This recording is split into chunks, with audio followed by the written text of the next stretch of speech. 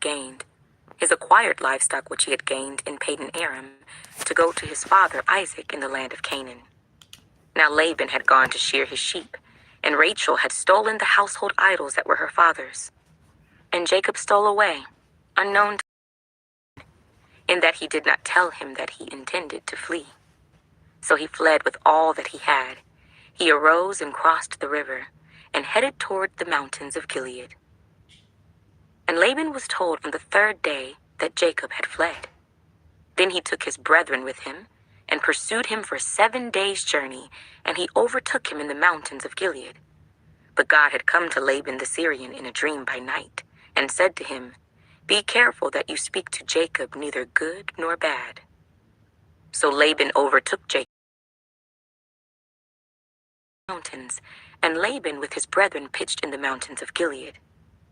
And Laban said to Jacob, "What have you done, that you have stolen away unknown to me, and carried away my daughters like captives taken with the sword? Why did you flee away secretly, and steal away from me and not tell me? For I might have sent you away with joy and songs, with timbrel and harp. And you did not allow me to kiss my sons and my daughters. Now you have done foolishly in so doing. It is in my power to do you harm, but the God of your father spoke to me last night, saying, 'Be careful that you speak to Jacob neither good nor bad.' And now you have surely gone because you greatly long for your father's house. But why did you steal my gods?" Then Jacob answered and said to Laban, "Because I was afraid, for I said, 'Perhaps you would take your daughters from me by force.'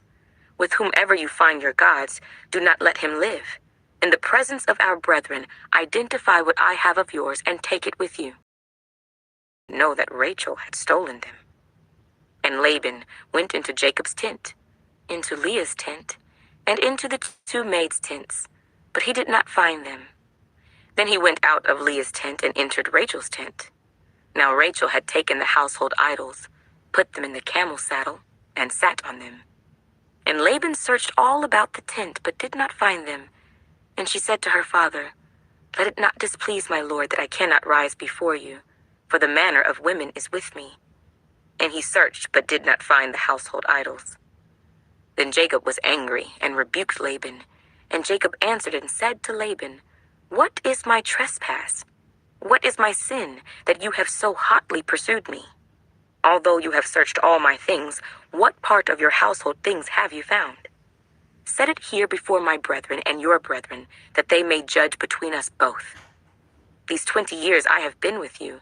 Your ewes and your female goats have not miscarried their young, and I have not eaten the rams of your flock. That which was torn by beasts I did not bring to you. I bore the loss of it. You required it from my hand, whether stolen by day or stolen by night. There I was, in the day, and the frost by night, and my sleep departed from my eyes. Thus I have been in your house 20 years. I served you 14 years for your 2 daughters, and 6 years for your flock, and you have changed my wages 10 times. Unless the God of my father, the God of Abraham and the fear of Isaac, had been with me, surely now you would have sinned. God has seen my affliction and the labor of my hands, and rebuked you last night." And Laban answered and said to Jacob, "These daughters are my daughters, and these children are my children, and this flock is my flock. All that you see is mine. But what can I do this day to these my daughters, or to... Therefore, come, let us make a covenant, you and I, and let it be a witness between you and me." So Jacob took a stone and set it up as a pillar. Then Jacob said to his brethren, "Gather stones." And they took stones and made a heap, and they ate there on the heap. Laban called it Jegar-sahadutha, but Jacob called it Galeed. And Laban said, "This heap is a witness between you and me this day." Therefore its name was called Galeed, also Mizpah, because he said, "May the Lord watch between you and me when we are absent one from another. If you afflict my daughters, or if you take other wives besides my daughters, although no man is with us, see, God is witness between you and me." Then Laban, here is this heap, and here is this pillar, which I have placed between you and me. This heap is a witness, and this pillar is a witness, that I will not pass beyond this heap to you, and you will not pass beyond this heap and this pillar to me for harm. The God of Abraham, the God of Nahor, and the God of their father judge between us. And Jacob swore by the fear of his father Isaac. Then Jacob offered a sacrifice on the mountain, and called his brethren to eat bread. And they ate bread and stayed all night on the mountain. And early in the morning Laban arose and kissed his sons and daughters. Then Laban departed and returned to his place. Genesis chapter 32. So Jacob went on his way, and the angels of God met him. When Jacob saw them, he said, "This is God's camp." And he called the name of that place Mahanaim.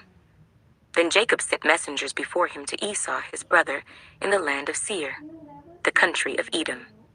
And he commanded them, saying, "Speak thus to my lord Esau. Thus your servant Jacob says, I have dwelt with Laban and stayed there until now. I have oxen, donkeys, flocks, and male and female servants, and I have sent to tell my lord that I may find favor in your sight." Then the messengers returned to Jacob, saying, "We came to your brother Esau, and he also is coming to meet you, and 400 men are with him."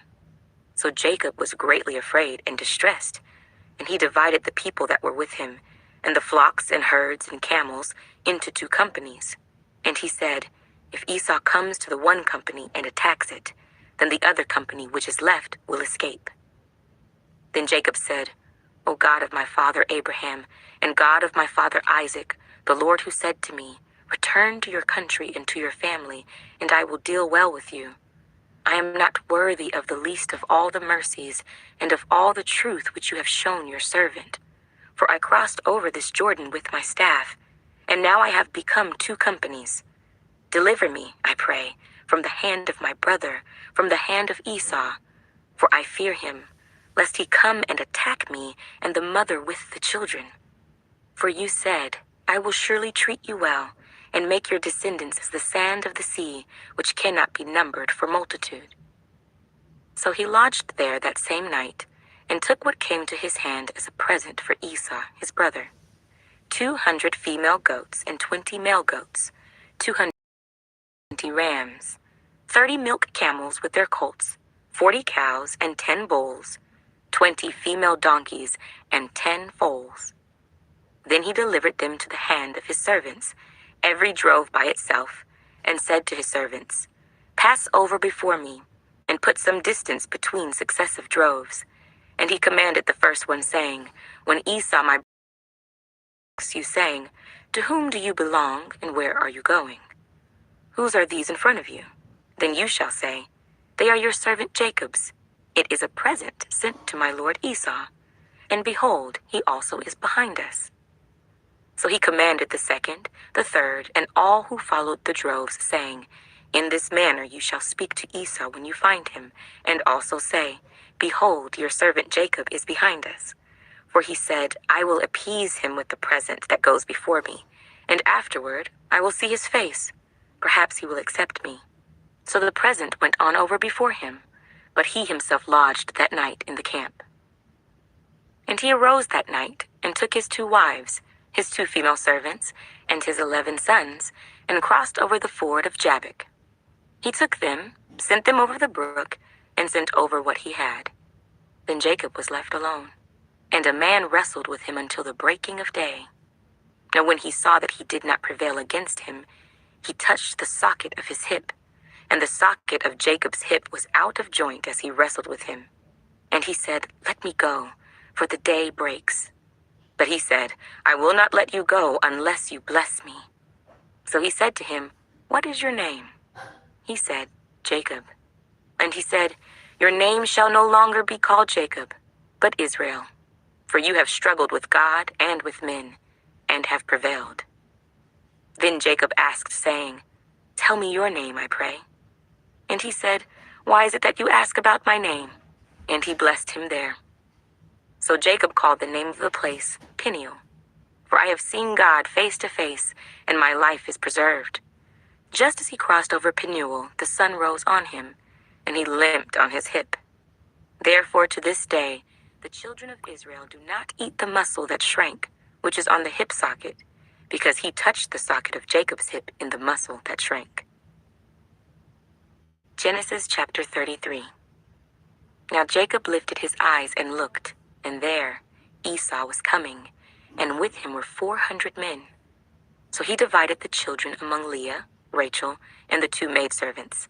And he put the maidservants and their children in front, Leah and her children behind, and Rachel and Joseph last.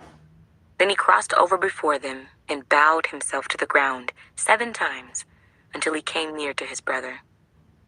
But Esau ran to meet him and embraced him and fell on his neck and kissed him, and they wept. And he lifted his eyes and saw the women and children and said, "Who are these with you?" So he said, "The children whom God has graciously given your servant." Then the maidservants came near, they and their children, and bowed down. And Leah also came near with her children, and they bowed down. Afterward, Joseph and Rachel came near, and they bowed down.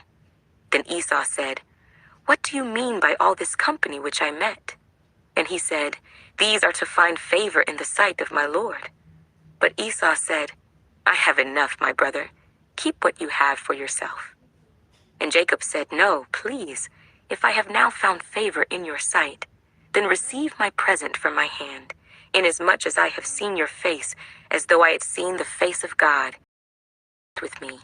Please, take my blessing that is brought to you, because God has dealt graciously with me, and because I have enough." So he urged him, and he took it. Then Esau said, "Let us take our journey. Let us go, and I will go before you." But Jacob said to him, "My Lord knows that the children are weak, and the flocks and herds which are nursing are with me. And if the men should drive them hard one day, all the flock will die. Please let my Lord go on ahead before his servant. I will lead on slowly at a pace which the livestock that go before me and the children are able to endure, until I come to my Lord in Seir." And Esau said, "Now let me leave with you some of the people who are with me." But he said, "What need is there? Let me find favor in the sight of my Lord." So Esau returned that day on his way to Seir. And Jacob journeyed to Succoth, built himself a house, and made booths for his livestock. Therefore the name of the place is called Succoth. Then Jacob came safely to the city of Shechem, which is in the land of Canaan, when he came from Padan Aram. And he pitched his tent before the city. And he bought the parcel of land where he had pitched his tent from the children of Hamor, Shechem's father, for 100 pieces of money. Then he erected an altar there, and called it El Eloha Israel. Genesis chapter 34. Now Dinah, the daughter of Leah, whom she had borne to Jacob, went out to see the daughters of the land. And when Shechem the son of Hamor, the Hivite, prince of the country, saw her, he took her and lay with her, and violated her. His soul was strongly attracted to Dinah the daughter of Jacob, and he loved the young woman, and spoke kindly to the young woman. So Shechem spoke to his father Hamor, saying, "Get me this young woman as a wife." And Jacob heard that he had defiled Dinah his daughter. Now his sons were with his livestock in the field. So Jacob held his peace until they came. Then Hamor, the father of Shechem, went out to Jacob to speak with him. And the sons of Jacob came in from the field when they heard it. And the men were grieved and very angry, because he had done a disgraceful thing in Israel by lying with Jacob's daughter, a thing which ought not to be done. But Hamor spoke with them, saying, "The soul of my son Shechem longs for your daughter. Please give her to him as a wife, and make marriages with us. Give your daughters to us, and take our daughters to yourselves. So you shall dwell with us, and the land shall be before you. Dwell and trade in it, and acquire possessions for yourselves in it." Then Shechem said to her father and her brothers, "Let me find favor in your eyes, and whatever you say to me, I will give. Ask me ever so much dowry and gift, and I will give according to what you say to me, but give me the young woman as a wife." But the sons of Jacob answered Shechem and Hamor his father, and spoke deceitfully, because he had defiled Dinah their sister. And they said to them, We cannot do this thing, to give our sister to one who is uncircumcised, for that would be a reproach to us. But on this condition we will consent to you. If you will become as we are, if every male of you is circumcised, then we will give our daughters to you, and we will take your daughters to us, and we will dwell with you, and we will become one people. But if you will not heed us and be circumcised, then we will take our daughter and be gone. And their words pleased Hamor and Shechem, Hamor's son. So the young man did not delay to do the thing, because he delighted in Jacob's daughter. He was more honorable than all the household of his father. And Hamor and Shechem his son came to the gate of their city and spoke with the men of their city, saying, These men are at peace with us. Therefore, let them dwell in the land and trade in it, for indeed the land is large enough for them. Let us take their daughters to us as wives, and let us give them our daughters. Only on this condition will the men consent to dwell with us, to be one people, if every male among us is circumcised, as they are circumcised. Will not their livestock, their property, and every animal of theirs be ours? Only let us consent to them, and they will dwell with us. And all who went out of the gate of his city heeded Hamor and Shechem his son. Every male was circumcised, all who went out of the gate of his city. Now, on the third day, when they were in pain, that two of the sons of Jacob, Simeon and Levi, Dinah's brothers, each took his sword and came boldly upon the city and killed all the males. And they killed Hamor and Shechem his son with the edge of the sword, and took Dinah from Shechem's house and went out. The sons of Jacob came upon the slain and plundered the city, because their sister had been defiled. They took their sheep, their oxen, and their donkeys, what was in the city and what was in the field, and all their wealth. All their little ones and their wives they took captive, and they plundered even all that was in the houses. Then Jacob said to Simeon and Levi, You have troubled me by making me obnoxious among the inhabitants of the land, among the Canaanites and the Perizzites, and since I am few in number, they will gather themselves together against me and kill me. I shall be destroyed, my household and I. But they said, Should he treat our sister like a harlot? Genesis chapter 35. Then God said to Jacob, Arise, go up to Bethel and dwell there, and make an altar there to God, who appeared to you when you fled from the face of Esau your brother. And Jacob said to his household and to all who were with him, Put away the foreign gods that are among you. Purify yourselves, and change your garments. Then let us arise and go up to Bethel, and I will make an altar there to God, who answered me in the day of my distress, and has been with me in the way which I have gone. So they gave Jacob all the foreign gods which were in their hands, and the earrings which were in their ears, and Jacob hid them under the terebinth tree, which was by Shechem. And they journeyed, and the terror of God was upon the cities that were all around them, and they did not pursue the sons of Jacob. So Jacob came to Luz, that is, Bethel, which is in the land of Canaan, he and all the people who were with him. And he built an altar there and called the place El Bethel, because their God appeared to him when he fled from the face of his brother. Now Deborah, Rebekah's nurse, died, and she was buried below Bethel under the terebinth tree. So the name of it was called Allon Bacuth. Then God appeared to Jacob again when he came from Padan Aram, and blessed him. And God said to him, Your name is Jacob. Your name shall not be called Jacob any more, but Israel shall be your name. So he called his name Israel. Also God said to him, I am God Almighty. Be fruitful and multiply. A nation and a company of nations shall proceed from you, and kings shall come from your body. The land which I gave Abraham and Isaac I give to you, and to your descendants after you I give this land. Then God went up from him in the place where he talked. So Jacob set up a pillar in the place where he talked with him, a pillar of stone. And he poured a drink offering on it, and he poured oil on it. And Jacob called the name of the place where God spoke with him, Bethel. Then they journeyed from Bethel, and when there was but a little distance to go to Ephrath, Rachel labored in childbirth, and she had hard labor. Now it came to pass, when she was in hard labor, that the midwife said to her, "Do not son also." And so it was, as her soul was departing, for she died, that she called his name Ben-Oni, but his father called him Benjamin. So Rachel died, and was buried on the way to Ephrath, that is, Bethlehem. And Jacob set a pillar on her grave, which is the pillar of Rachel's grave to this day. Then Israel journeyed and pitched his tent beyond the tower of Eder. And it happened, when Israel dwelt in that land, that Reuben went and lay with Bilhah, his father's concubine, and Israel heard about it. Now the sons of Jacob were 12. The sons of Leah were Reuben, Jacob's firstborn, and Simeon, Levi, Judah, Issachar, and Zebulun. The sons of Rachel were Joseph and Benjamin. The sons of Bilhah, Rachel's maidservant, were Dan and Naphtali. And the sons of Zilpah, Leah's maidservant, were Gad and Asher.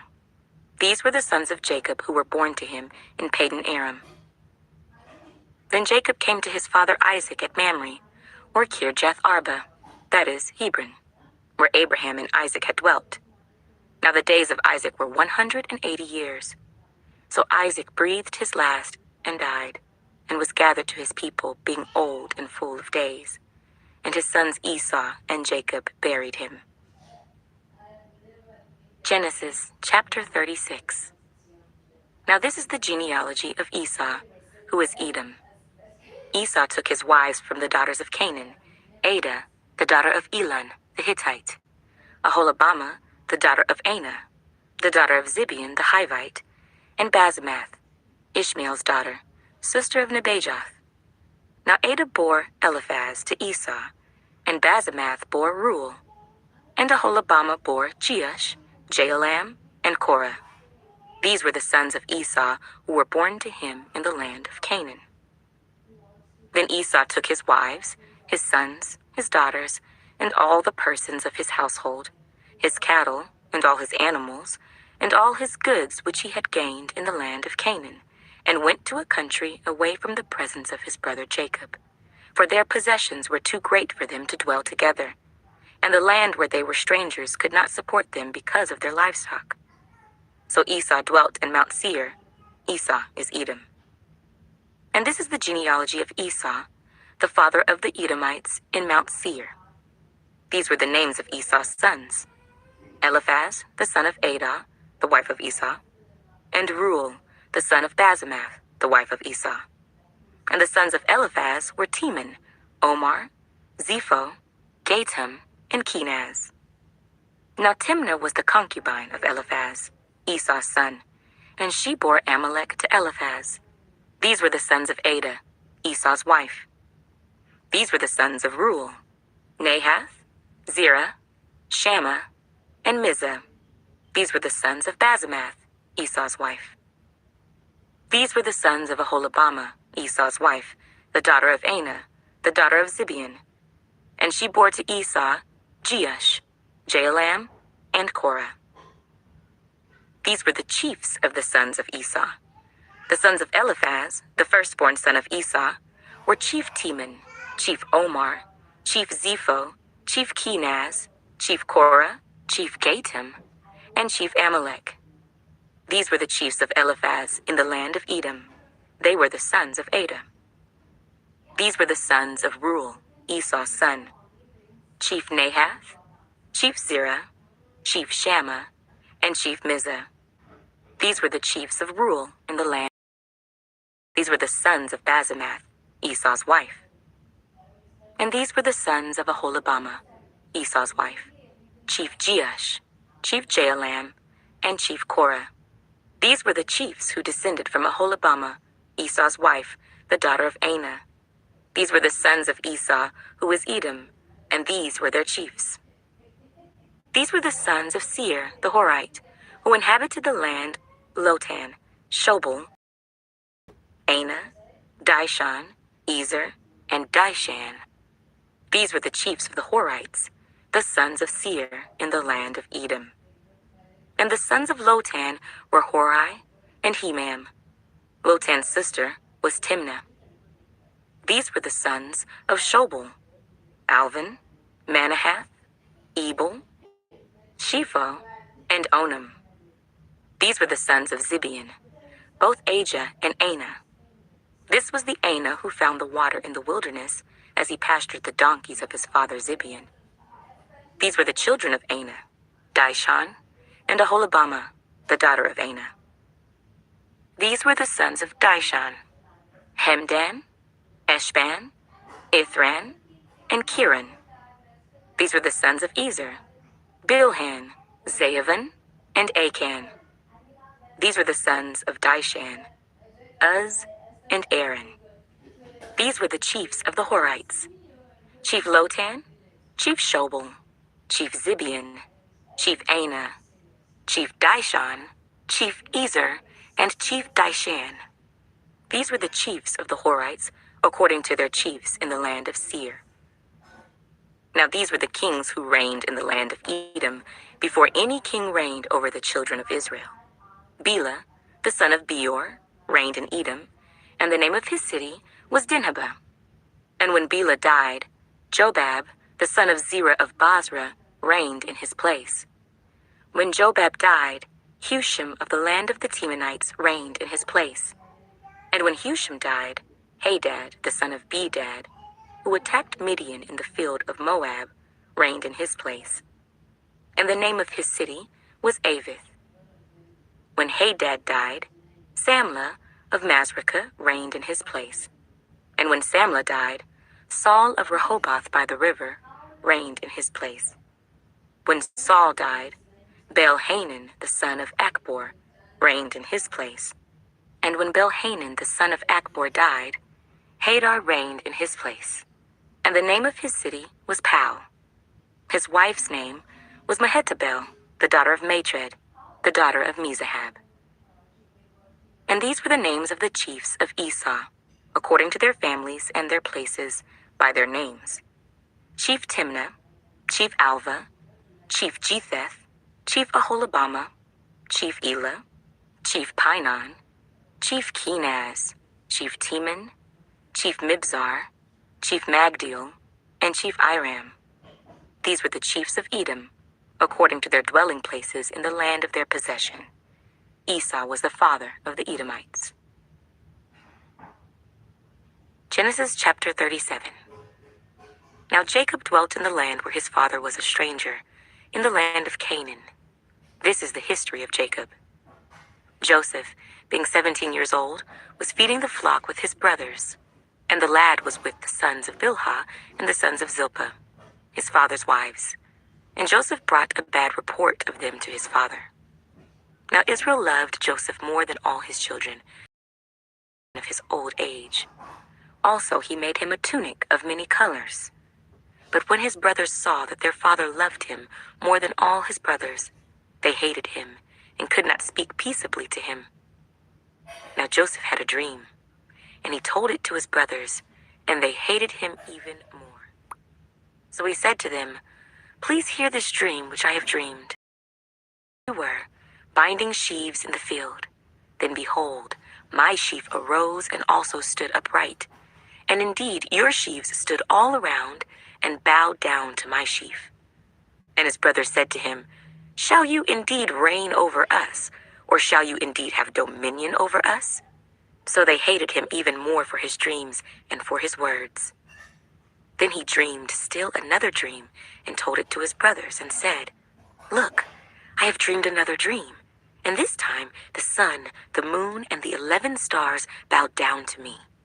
So he told it to his father and his brothers, and his father rebuked him and said to him, "What is this dream that you have dreamed?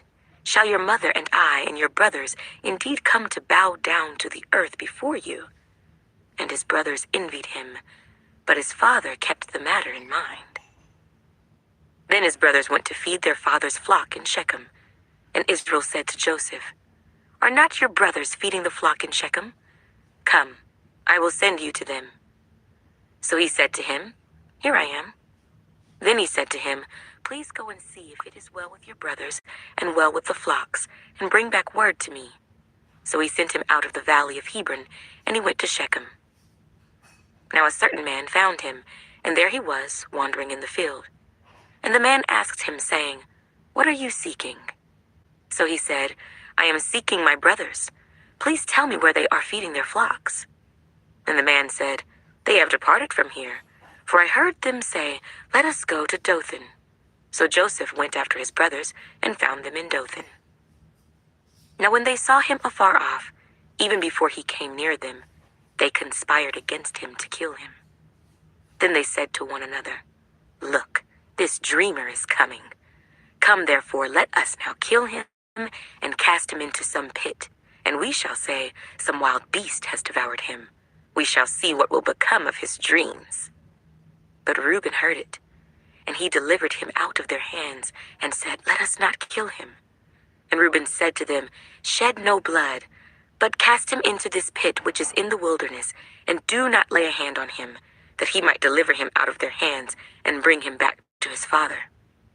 So it came to pass, when Joseph had come to his brothers, that they stripped Joseph of his tunic, the tunic of many colors that was on him.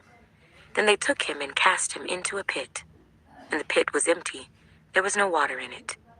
And they sat down to eat a meal. Then they lifted their eyes and looked, and there was a company of Ishmaelites coming from Gilead with their camels, bearing spices, balm, and myrrh, on their way to carry them down to Egypt.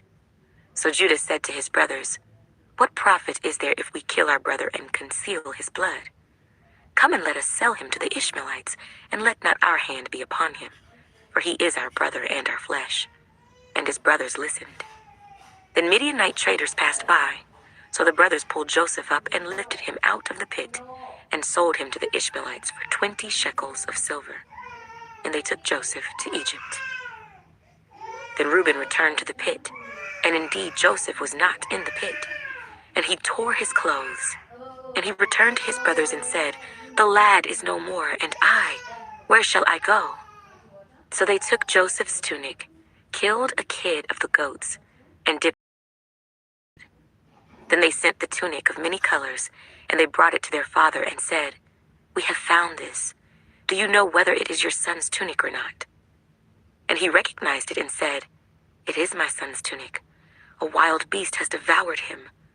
Without doubt, Joseph is torn to pieces. Then Jacob tore his clothes, put sackcloth on his waist, and mourned for his son many days. And all his sons and all his daughters arose to comfort him. But he refused to be comforted, and he said, "For I shall go down into the grave to my son in mourning." Thus his father wept for him. He had sold him in Egypt to Potiphar, an officer of Pharaoh and captain of the guard. Genesis chapter 38. It came to pass at that time that Judah departed from his brothers, and visited a certain Adullamite whose name was Hira. And Judah saw there a daughter of a certain Canaanite, whose name was Shua, and he married her and went into her. So she conceived and bore a son, and he called his name She conceived again and bore a son, and she called his name Onan. And she conceived yet again and bore a son, and called his name Shelah. He was at Kezib when she bore him. Then Judah took a wife for his firstborn, and her name was Tamar. But Judah's firstborn, was wicked in the sight of the Lord, and the Lord killed him. And Judah said to Onan, "Go into your brother's wife and marry her, and raise up an heir to your brother." But Onan knew that the heir would not be his. And it came to pass, when he went into his brother's wife, that he emitted on the ground, lest he should give an heir to his brother. And the thing which he did displeased the Lord. Therefore he killed him also. Then Judah said to Tamar, his daughter-in-law, "Remain a widow in your father's house till my son Shelah is grown," for he said, lest he also die like his brothers. And Tamar went and dwelt in her father's house. Now in the process of time, the daughter of Shua, Judah's wife, died. And Judah was comforted, and went up to his sheep shearers at Timnah, he and his friend Hira the Adullamite. And it was told Tamar, saying, "Look, your father-in-law is going up to Timnah to shear his sheep." So she took off her widow's garments, covered herself with a veil, and wrapped herself, and sat in an open place which was on the way to Timnah. For she saw that Shelah was grown, and she was not given to him as a wife. When Judah saw her, he thought she was a harlot, because she had covered her face. Then he turned to her by the way and said, "Please let me come in to you," for he did not know that she was his daughter-in-law. So she said, "What will you give me that you may come in to me?" And he said, "I will send a young goat from the flock." So she said, "Will you give me a pledge till you send it?" Then he said, "What pledge shall I give you?" So she said, "Your signet and cord, and your staff that is in your hand." Then he gave them to her, and went in to her, and she conceived by him. So she arose and went away, and laid aside her veil, and put on the garments of her widowhood. And Judah sent the young goat by the hand of his friend the Adullamite, to receive his pledge from the woman's hand, but he did not find her. Then he asked the men of that place, saying, "Where is the harlot who was openly by the roadside?" And they said, "There was no harlot in this place." So he returned to Judah and said, "I cannot find her." Also the men of the place said there was no harlot in this place. Then Judah said, "Let her take them for herself, lest we be shamed, for I sent this young goat, and you have not found her." And it came to pass, about 3 months after, that Judah was told, saying, "Tamar, your daughter-in-law, has played the harlot. Furthermore, she is with child by harlotry." So Judah sent her out and let her be burned. When she was brought out, she sent to her father-in-law, saying, "By the man to whom these belong, I am with child." And she said, "Please determine whose these are, the signet and cord and staff." So Judah acknowledged them and said, "She has been more righteous than I, because I did not give her to Shelah my son." And he never knew her again. Now it came to pass, at the time for giving birth, that behold, twins were in her womb. And so it was, when she was giving birth, that the one put out his hand, and the midwife took a scarlet thread and bound it on his hand, saying, "This one came out first." It happened, as he drew back his hand, that his brother came out unexpectedly, and she said, "How did you break through? This breach be upon you." Therefore his name was called Perez. Afterward his brother came out, who had the scarlet thread on his hand, and his name was called Zerah. Genesis chapter 39. Now Joseph had been taken down to Egypt, and Potiphar, an officer of Pharaoh, captain of the guard, an Egyptian, bought him from the Ishmaelites who had taken him down there. The Lord was with Joseph, and he was a successful man, and he was in the house of his master the Egyptian. And his master saw that the Lord was with him, and that the Lord made all he did to prosper in his hand. So Joseph found favor in his sight, and served him. Then he made him overseer of his house, and all that he had he put under his authority. So it was, from the time that he had made him overseer of his house, and all that he had, that the Lord blessed the Egyptian's house for Joseph's sake. And the blessing of the Lord was on all that he had in the house and in the field. Thus he left all that he had in Joseph's hand, and he did not know what he had except for the bread which he ate. Now Joseph was handsome in form and appearance. And it came to pass after these things, that his master's wife cast longing eyes on Joseph, and she said, "Lie with me." But he refused, and said to his master's wife, "Look, my master does not know what is with me in the house, and he has committed all that he has to my hand. There is no one greater in this house than I, nor has he kept back anything from me but you, because you are his wife. How then can I do this great wickedness and sin against God?" So it was, as she spoke to Joseph day by day, that he did not heed her, to lie with her or to be with her. But it happened about this time, when Joseph went into the house to do his work, and none of the men of the house was inside, that she caught him by his garment, saying, "Lie with me." But he left his garment in her hand, and fled and ran outside. And so it was, when she saw that he had left his garment in her hand and fled outside, that she called to the men of her house and spoke to them, saying, See, he has brought in to us a Hebrew to mock us. He came in to me to lie with me, and I cried out with a loud voice. And it happened, when he heard that I lifted my voice and cried out, that he left his garment with me and fled and went outside. So she kept his garment with her until his master came home. Then she spoke to him with words like these, saying, The Hebrew servant whom you brought to us came in to me to mock me. So it happened, as I lifted my voice and cried out, that he left his garment with me and fled outside. So it was, when his master heard the words which his wife spoke to him, saying, Your servant did to me after this manner, that his anger was aroused. Then Joseph's master took him and put him into the prison, a place where the king's prisoners were confined, and he was there in the prison. But the Lord was with Joseph, and showed him mercy, and he gave him favor in the sight of the keeper of the prison. And the keeper of the prison committed to Joseph's hand all the prisoners who were in the prison. Whatever they did there, it was his doing. The keeper of the prison did not look into anything that was under Joseph's authority, because the Lord was with him, and whatever he did, the Lord made it prosper. Genesis chapter 40. It came to pass after these things that the butler and the baker of the king of Egypt offended their lord, the king of Egypt. And Pharaoh was angry with his 2 officers, the chief butler and the chief baker. So he put them in custody in the house of the captain of the guard, in the prison, the place where Joseph was confined. And the captain of the guard charged Joseph with them, and he served them, so they were in custody for a while. Then the butler and the baker of the king of Egypt, who were confined in the prison, had a dream, both of them, each man's dream in one night, and each man's dream with its own interpretation.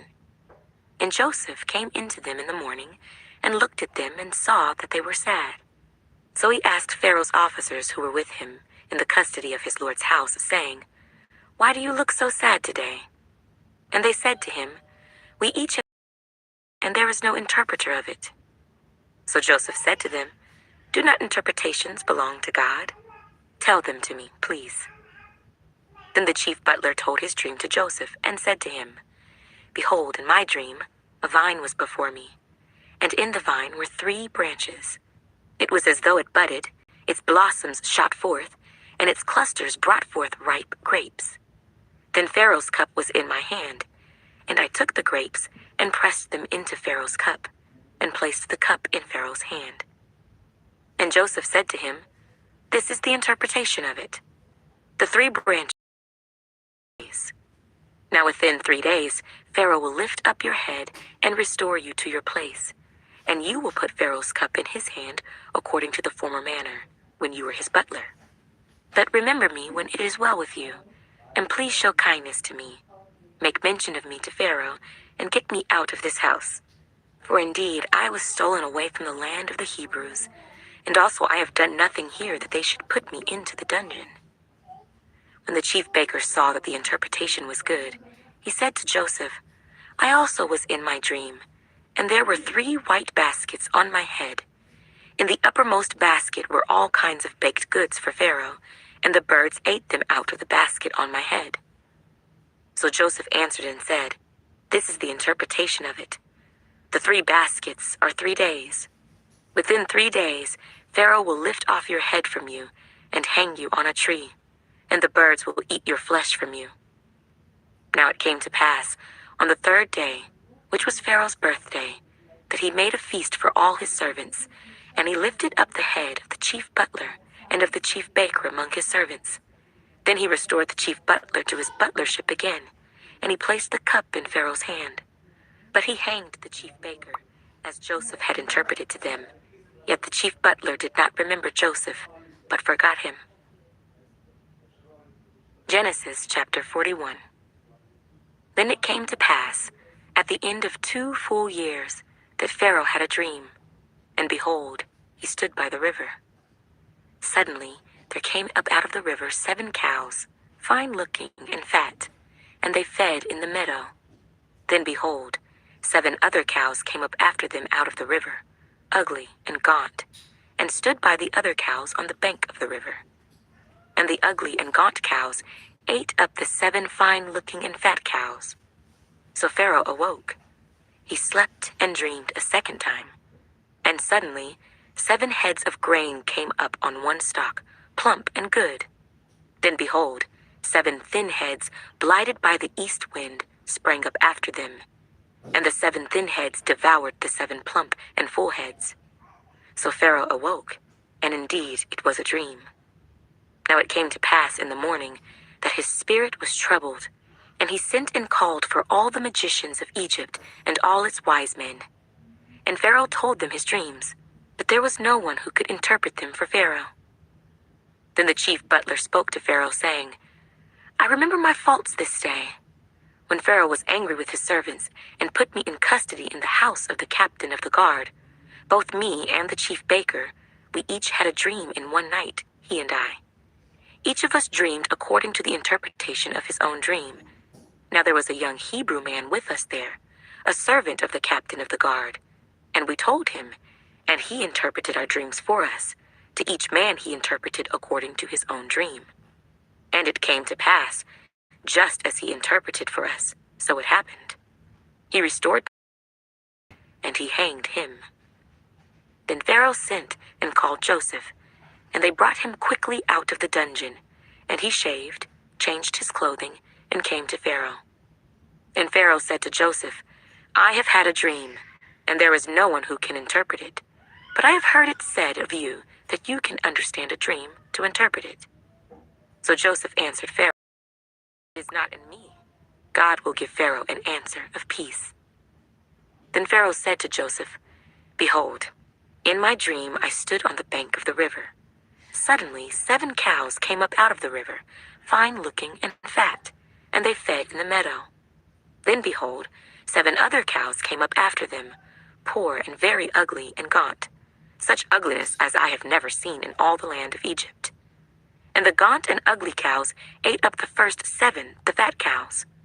When they had eaten them up, no one would have known that they had eaten them, for they were just as ugly as at the beginning. So I awoke. Also I saw in my dream, and suddenly 7 heads came up on one stalk, full and good. Then behold, 7 heads, withered, thin, and blighted by the east wind, sprang up after them. And the thin heads devoured the 7 good heads. So I told this to the magicians, but there was no one who could explain it to me. Then Joseph said to Pharaoh, The dreams of Pharaoh are one. God has shown Pharaoh what he is about to do. The 7 good cows are 7 years, and the 7 good heads are 7 years. The dreams are one. And the 7 thin and ugly cows, which came up after them, are 7 years, and the 7 empty heads, blighted by the east wind, are 7 years of famine. This is the thing which I have spoken to Pharaoh.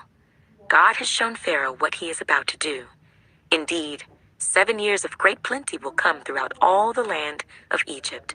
But after them, 7 years of famine will arise, and all the plenty will be forgotten in the land of Egypt, and the famine will deplete the land. So the plenty will not be known in the land because of the famine following, for it will be very severe. And the dream was repeated to Pharaoh twice, because the thing is established by God, and God will shortly bring it to pass. Now therefore, let Pharaoh select a discerning and wise man, and set him over the land of Egypt. Let Pharaoh do this, and let him appoint officers over the land, to collect 1/5 of the produce of the land of Egypt in the 7 plentiful years. And let them gather all the food of those good years that are coming, and store up grain under the authority of Pharaoh, and let them keep food in the cities. Then that food shall be as a reserve for the land for the 7 years of famine, which shall be in the land of Egypt, that the land may not perish during the famine. So the advice was good in the eyes of Pharaoh, and in the eyes of all his servants. And Pharaoh said to his servants, Can we find such a one as this, a man in whom is the Spirit of God? Then Pharaoh said to Joseph, Inasmuch as God has shown you all this, there is no one as discerning and wise as you. You shall be over my house, and all my people shall be ruled according to your word. Only in regard to the throne will I be greater than you." And Pharaoh said to Joseph, "See, I have set you over all the land of Egypt." Then Pharaoh took his signet ring off his hand and put it on Joseph's hand, and he clothed him in garments of fine linen and put a gold chain around his neck. And he had him ride in the second chariot which he had, and they cried out before him, "Bow the knee." So he set him over all the land of Egypt. Pharaoh also said to Joseph, "I am Pharaoh. Consent, no man may lift his hand or foot in all the land of Egypt." And Pharaoh called Joseph's name Zaphnath-Paaneah, and he gave him as a wife Asenath, the daughter of Potipherah, priest of On. So Joseph went out over all the land of Egypt. Joseph was 30 years old when he stood before Pharaoh, king of Egypt. And Joseph Pharaoh, and went throughout all the land of Egypt. Now in the 7 plentiful years the ground brought forth abundantly. So he gathered up all the food of the 7 years which were in the land of Egypt, and laid up the food in the cities. He laid up in every city the food of the fields which surrounded them. Joseph gathered very much grain, as the sand of the sea, until he stopped counting, for it was immeasurable. And to Joseph were born 2 sons before the years of famine came, whom Asenath, the daughter of Potipherah, priest of On, bore to him. Joseph called the name of the firstborn Manasseh, for God has made me forget all my toil and all my father's house. And the name of the second he called Ephraim, for God has caused me to be fruitful in the land of my affliction. Then the 7 years of plenty which were in the land of Egypt ended, and the 7 years of famine began to come, as Joseph had said. The famine was in all lands, but in all the land of Egypt there was bread. So when all the land of Egypt was famished, the people cried to Pharaoh for bread. Then Pharaoh said to all the Egyptians, "Go to Joseph, whatever he says to you, do." The famine was over all the face of the earth, and Joseph opened all the storehouses and sold to the Egyptians. And the famine became severe in the land of Egypt, so all countries came to Joseph in Egypt to buy grain, because the famine was severe in all lands. Genesis chapter 42. When Jacob saw that there was grain in Egypt, Jacob said to his sons, "Why do you look at one another?" And he said, "Indeed, I have heard that there is grain in Egypt. Go down to that place and buy for us there, that we may live and not die." So Joseph's 10 brothers went down to buy grain in Egypt. But Jacob did not send Joseph's brother Benjamin with his brothers, for he said, lest some calamity befall him. And the sons of Israel went to buy grain among those who journeyed, for the famine was in the land of Canaan. Now Joseph was governor over the land, and it was he who sold to all the people of the land. And Joseph's brothers came and bowed down before him with their faces to the earth. Joseph saw his brothers and recognized them, but he acted as a stranger to them and spoke roughly to them. Then he said to them, "Where do you come from?" And they said, "From the land of Canaan to buy food." So Joseph recognized his brothers, but they did not recognize him. Then Joseph remembered the dreams which he had dreamed about them, and said to them, "You are spies. You have come to see the nakedness of the land." And they said to him, "No, my lord, but your servants have come to buy food. We are all one man's sons. We are honest men. Your servants are not spies." But he said to them, "No, but you have come to see the nakedness of the land." And they said, "Your servants are 12 brothers, the sons of one man in the land of Canaan, and in fact, the youngest is with our father today, and one is no more." But Joseph said to them, "It is as I spoke to you, saying, 'You are spies. In this manner you shall be tested. By the life of Pharaoh, you shall not leave this place unless your youngest brother comes here. Send one of you, and let him bring your brother, and you shall be kept in prison, that your words may be tested to see whether there is any truth in you. Or else by the life of Pharaoh, surely you are spies." So he put them all together in prison 3 days. Then Joseph said to them the 3rd day, "Do this and live, for I fear God. If you are honest men, let one of your brothers be confined to your prison house, but you go and carry grain for the famine of your houses, and bring your youngest brother to me. so your words will be verified." And they did so. Then they said to one another, "We are truly guilty concerning our brother, for we saw the anguish of his soul when he pleaded with us, and we would not hear. Therefore this distress has come upon us." And Reuben answered them, saying, "Did I not speak to you, saying, 'Do not sin against the boy'? And you would not listen. Therefore, behold, his blood is now required of us." But they did not know that Joseph understood them, an interpreter. And he turned himself away from them and wept. Then he returned to them again and talked with them. And he took Simeon from them and bound him before their eyes. Then Joseph gave a command to fill their sacks with grain, to restore every man's money to his sack, and to give them provisions for the journey. Thus he did for them. So they loaded their donkeys with the grain and departed from there. But as one of them opened his sack to give his donkey feed at the encampment, he saw his money, and there it was, in the mouth of his sack. So he said to his brothers, "My money has been restored, and there it is, in my sack." Then their hearts failed them, and they were afraid, saying to one another, "What is this that God has done to us?" Then they went to Jacob their father in the land of Canaan, and told him all that had happened to them, saying, "The man who is Lord of the land spoke roughly to us, and took us for spies of the country. But we said to him, 'We are honest men, we are not spies. We are 12 brothers, sons of our father. One is no more, and the youngest is with our father this day in the land of Canaan.' Then the man, the Lord of the country, said to us, 'By this I will know that you are honest men. Leave one of your brothers here with me. Take food for the famine of your households, and be gone. And bring your youngest brother to me, so I shall know that you are not spies, but that you are honest men.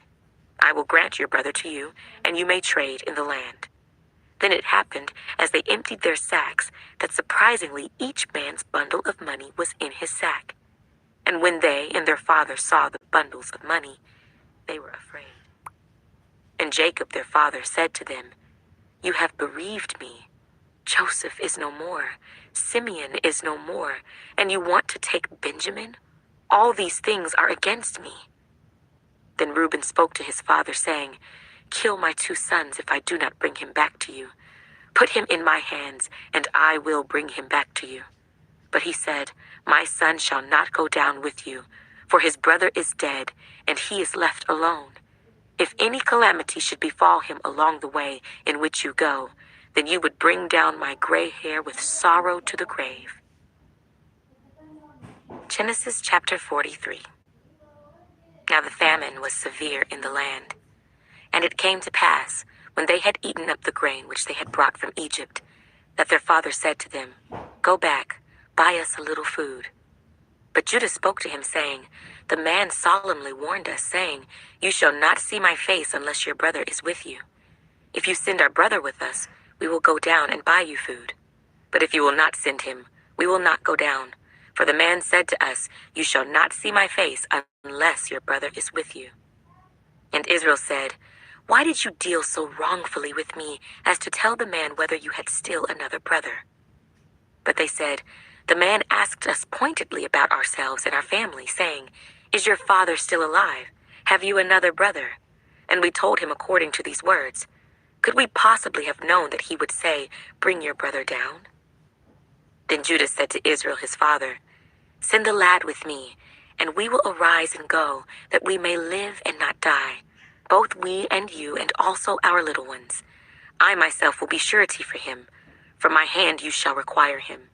If I do not bring him back to you and set him before you, then let me bear the blame forever. For if we had not lingered, surely by now we would have returned this second time." And their father Israel said to them, "If it must be so, then do this. Take some of the best fruits of the land in your vessels, and carry down a present for the man, a little balm and a little honey, spices and myrrh, pistachio nuts and almonds. Take double money in your hand, and take back in your hand the money that was returned in the mouth of your sacks. Perhaps it was an oversight. Take your and arise, go back to the man. And may God Almighty give you mercy before the man, that he may release your other brother and Benjamin. If I am bereaved, I am bereaved." So the men took that present and Benjamin, and they took double money in their hand, and arose and went down to Egypt. And they stood before Joseph. When Joseph saw Benjamin with them, he said to the steward of his house, "Take these men to my home, and slaughter an animal, and make ready, for these men will dine with me at noon." Then the man did as Joseph ordered, and the man brought the men into Joseph's house. Now the men were afraid, because they were brought into Joseph's house, and they said, "It is because of the money which was returned in our sacks the first time that we are brought in, so that he may make a case against us and seize us, to take us as slaves." When they drew near to the steward of Joseph's house, they talked with him at the door of the house and said, "O sir, we indeed came down the first time to buy food, but it happened when we came to the encampment that we opened our sacks, and there each man's money was in the mouth of his sack, our money in full weight, so we have brought it back in our hand. And we have brought down other money in our hands to buy food. We do not know who put our money in our sacks." But he said, "Peace be with you. Do not be afraid. Your God and the God of your father has given you treasure in your sacks. I had your money." Then he brought Simeon out to them. So the man brought the men into Joseph's house and gave them water, and they washed their feet, and he gave their donkeys feed. Then they made the present ready for Joseph's coming at noon, for they heard that they would eat bread there. And when Joseph came home, they brought him the present which was in their hand into the house, and bowed down before him to the earth. Then he asked them about their well-being, and said, "Is your father well, the old man of whom you spoke? Is he still alive?" And they answered, "Your servant, our father, is in good health. He is still alive." And they bowed their heads down and prostrated themselves. Then he lifted his eyes and saw his brother Benjamin, his mother's son, and said, "Is this your younger brother of whom you spoke to me?" And he said, "God be gracious to you, my son." Now his heart yearned for his brother. So Joseph made haste and sought somewhere to weep. And he went into his chamber and wept there. Then he washed his face and came out. And he restrained himself and said, "Serve the bread." So they set him a place by himself, and them by themselves, and the Egyptians who ate with him by themselves, because the Egyptians could not eat food with the Hebrews, for that is an abomination to the Egyptians. And they sat before him, the firstborn according to his birthright, and the youngest according to his youth. And the men looked in astonishment at one another. Then he took servings to them from before him, but Benjamin's serving was 5 times as much as any of theirs. So they drank and were merry with him. Genesis chapter 44. And he commanded the steward of his house, saying, "Fill the men's sacks with food, as much as they can carry, and put each man's money in the mouth of his sack. Also put my cup, the silver cup, in the mouth of the sack of the youngest and his grain money." So he did according to the word that Joseph had spoken. As soon as the morning dawned, the men were sent away, they and their donkeys. When they had gone out of the city and were not yet far off, Joseph said to his steward, "Get up, follow the men, and when you overtake them, say to them, 'Why have you repaid evil for good? Is not this the one from which my Lord drinks, and with which he indeed practices divination? You have done evil in so doing.'" So he overtook them, and he spoke to them these same words, and they said to him, "Why does my Lord say these words? Far be it from us that your servants should do such a thing. Look, we brought back to you from the land of Canaan the money which we found in the mouth of our sacks. How then could we steal silver or gold from your Lord's house? With whomever of your servants it is found, let him die, and we also will be my Lord's slaves." And he said, "Now also let it be according to your words. He with whom it is found shall be my slave, and you shall be blameless." Then each man speedily let down his sack to the ground, and each opened his sack. So he searched. He began with the oldest, and left off with the youngest. And the cup was found in Benjamin's sack, their clothes, and each man loaded his donkey and returned to the city. So Judah and his brothers came to Joseph's house, and he was still there. And they fell before him on the ground. And Joseph said to them, "What deed is this you have done? Did you not know that such a man as I can certainly practice divination?" Then Judah said, "What shall we say to my lord? What shall we speak? Or how shall we clear ourselves? God has found out the iniquity of your servants. Here we are, my lord's slaves, both we and he also with whom the cup was found."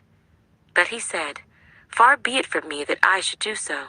The man in whose hand the cup was found is a slave. And as for you, go up in peace to your father."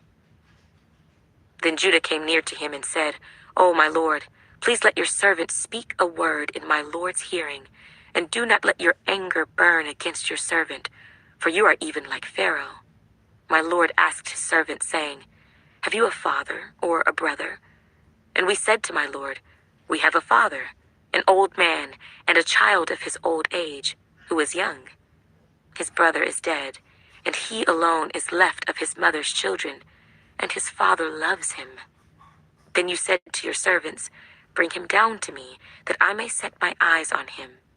And we said to my lord, "The lad cannot leave his father, for if he should leave his father would die." But you said to your servants, "Unless your youngest brother comes down with you, you shall see my face no more." So it was, when we went up to your servant my father, that we told him the words of my lord. And our father said, "Go back and buy us a little food." But we said, "We cannot go down. If our youngest brother is with us, then we will go down. For we may not see the man's face unless our youngest brother is with us." Then your servant my father said to us, "You know that my wife bore me 2 sons, and the one went out from me. And I said, 'Surely he is torn to pieces, and I have not seen him since.' But if you take this one also from me, and calamity befalls him, you shall bring down my gray hair with sorrow to the grave. Now therefore, when I come to your servant my father, and the lad is not with us, since his life is bound up in the lad's life, it will happen, when he sees that the lad is not with us, that he will die. So your servants will bring down the gray hair of your servant our father with sorrow to the grave.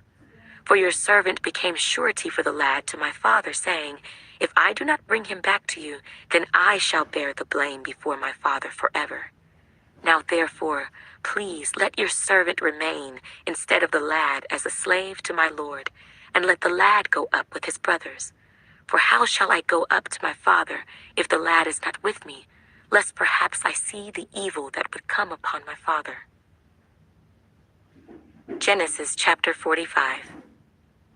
Then Joseph could not restrain himself before all those who stood by him, and he cried out, "Make everyone go out from me." So no one stood with him while Joseph made himself known to his brothers. And he wept aloud, and the Egyptians and the house of Pharaoh heard it. Then Joseph said to his brothers, "I am Joseph. Does my father still live?" But his brothers could not answer him, for they were dismayed in his presence. And Joseph said to his brothers, "Please come near to me." So they came near. Then he said, "I am Joseph, your brother, whom you sold into Egypt. But now, do not therefore be grieved or angry with yourselves because you sold me here. For God sent me before you to preserve life. For these 2 years the famine has been in the land, and there are still 5 years in which there will be neither plowing nor harvesting. And God sent me before you to preserve a posterity for you in the earth, and to save your lives by a great deliverance. So now it was not you who sent me here, but God. He has made me a father to Pharaoh, and lord of all his house, and a ruler throughout all the land of Egypt.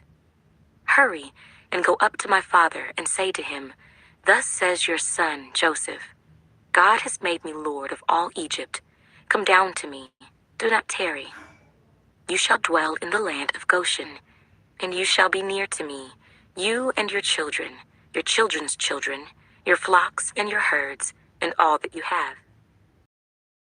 You, lest you and your household and all that you have come to poverty, for there are still 5 years of famine. And behold, your eyes and the eyes of my brother Benjamin see that it is my mouth that speaks to you. So you shall tell my father of all my glory in Egypt, and of all that you have seen, and you shall hurry and bring my father down here.' Then he fell on his brother Benjamin's neck and wept, and Benjamin wept on his neck. Moreover, he kissed all his brothers and wept over them. And after that his brothers talked with him. Now the report of it was heard in Pharaoh's house, saying, Joseph's brothers have come. So it pleased Pharaoh and his servants well. And Pharaoh said to Joseph, Say to your brothers, Do this, load your animals and depart. Go to the land of Canaan. Bring your father and your households and come to me. I will give you the best of the land of Egypt, and you will eat the fat of the land. Now you are commanded, do this. Take carts out of the land of Egypt for your little ones and your wives. Bring your father and come.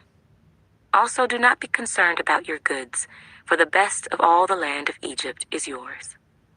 Then the sons of Israel did so.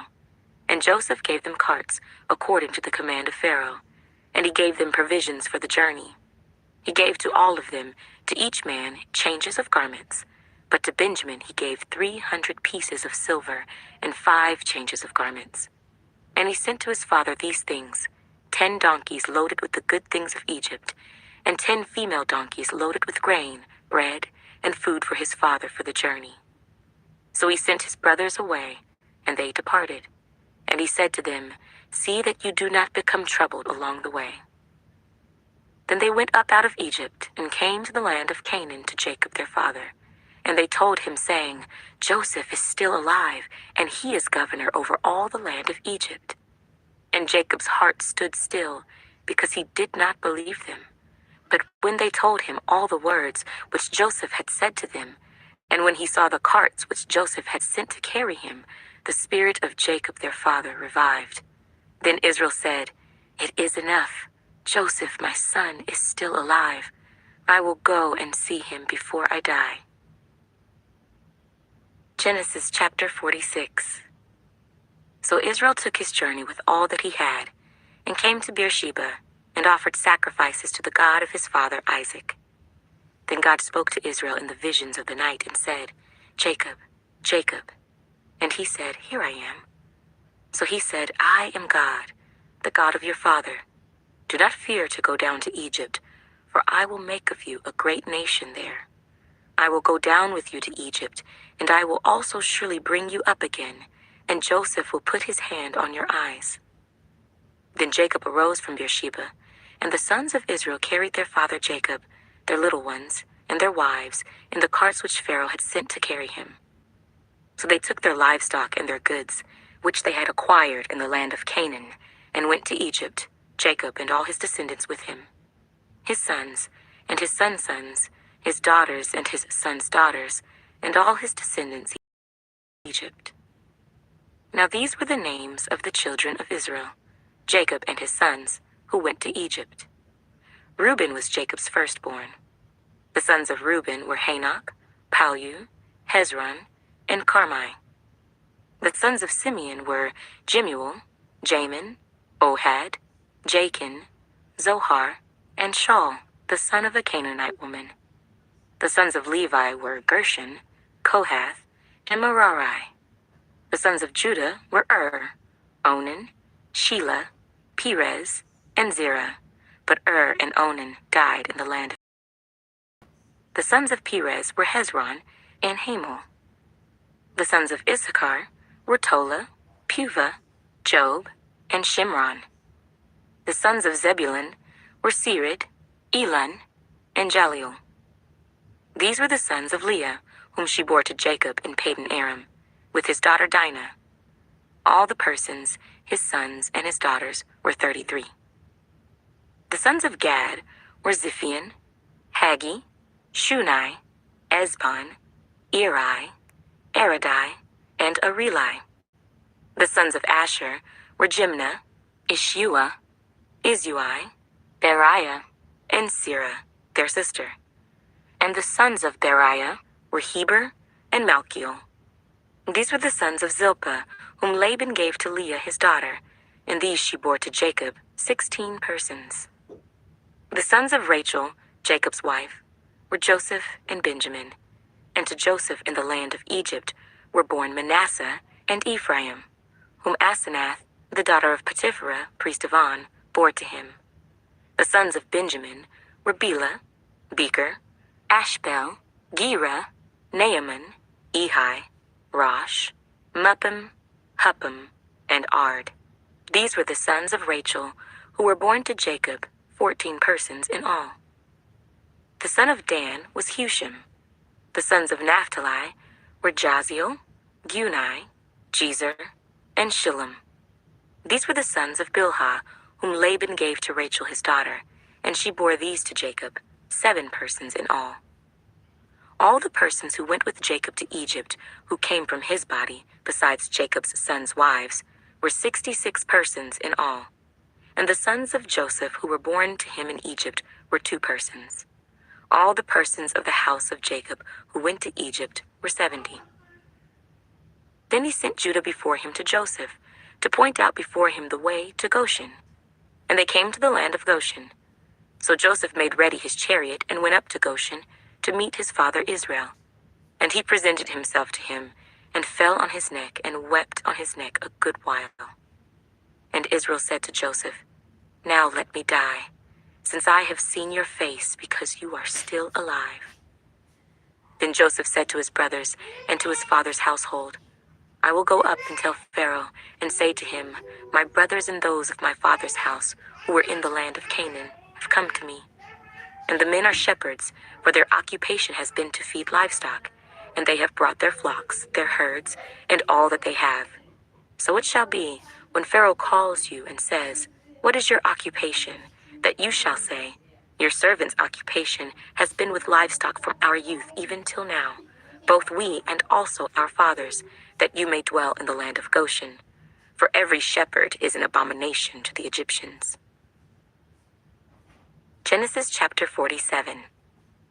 Then Joseph went and told Pharaoh and said, My father and my brothers, their flocks and their herds, and all that they possess, have come from the land of Canaan, and indeed they are in the land of Goshen. And he took 5 men from among his brothers, and presented them to Pharaoh. Then Pharaoh said to his brothers, What is your occupation? And they said to Pharaoh, Your servants are shepherds, both we and also our fathers. And they said to Pharaoh, We have come to dwell in the land, because your servants have no pasture for their flocks, for the famine is severe in the land of Canaan. Now therefore, please let your servants dwell in the land of Goshen. Then Pharaoh spoke to Joseph, saying, Your father and your brothers have come to you. The land of Egypt is before you. Have your father and brothers dwell in the best of the land. Let them dwell in the land of Goshen. And if you know any competent men among them, then make them chief herdsmen over my livestock. Then Joseph brought in his father Jacob, and set him before Pharaoh. And Jacob blessed Pharaoh. Pharaoh said to Jacob, How old are you? And Jacob said to Pharaoh, The days of the years of my pilgrimage are 130 years. Few and evil have been the days of the years of my life, and they have not attained to the days of the years of the life of my fathers in the days of their pilgrimage. So Jacob blessed Pharaoh, and went out from before Pharaoh. And Joseph situated his father and his brothers, and gave them a possession in the best of the land, in the land of Ramesses, as Pharaoh had commanded. Then Joseph provided his father, his brothers, and all his father's household with bread, according to the number in their families. Now there was no bread in all the land, for the famine was very severe, so that the land of Egypt and the land of Canaan languished because of the famine that was found in the land of Egypt and in the land of Canaan, for the grain which they bought. And Joseph brought the money into Pharaoh's house. So when the money failed in the land of Egypt and in the land of Canaan, all the Egyptians came to Joseph and said, Give us bread, for why should we die in your presence, for the money has failed? Then Joseph said, Give your livestock, and I will give you bread for your livestock if the money is gone. So they brought their livestock to Joseph, and Joseph gave them bread in exchange for the horses, the flocks, the cattle of the herds, and for the donkeys. Thus he fed them with bread in exchange for all their livestock that year. When that year had ended, they came to him the next year and said to him, We will not hide from my lord that our money is gone. My lord also has our herds of livestock. There is nothing left in the sight of my lord but our bodies and our lands. Why should we die before your eyes, both we and our land? Buy us and our land for bread, and we and our land will be servants of Pharaoh. Give us seed, that we may live and not die, that the land may not be desolate." Then Joseph bought all the land of Egypt for Pharaoh, for every man of the Egyptians sold his field, because the famine was severe upon them. So the land became Pharaoh's.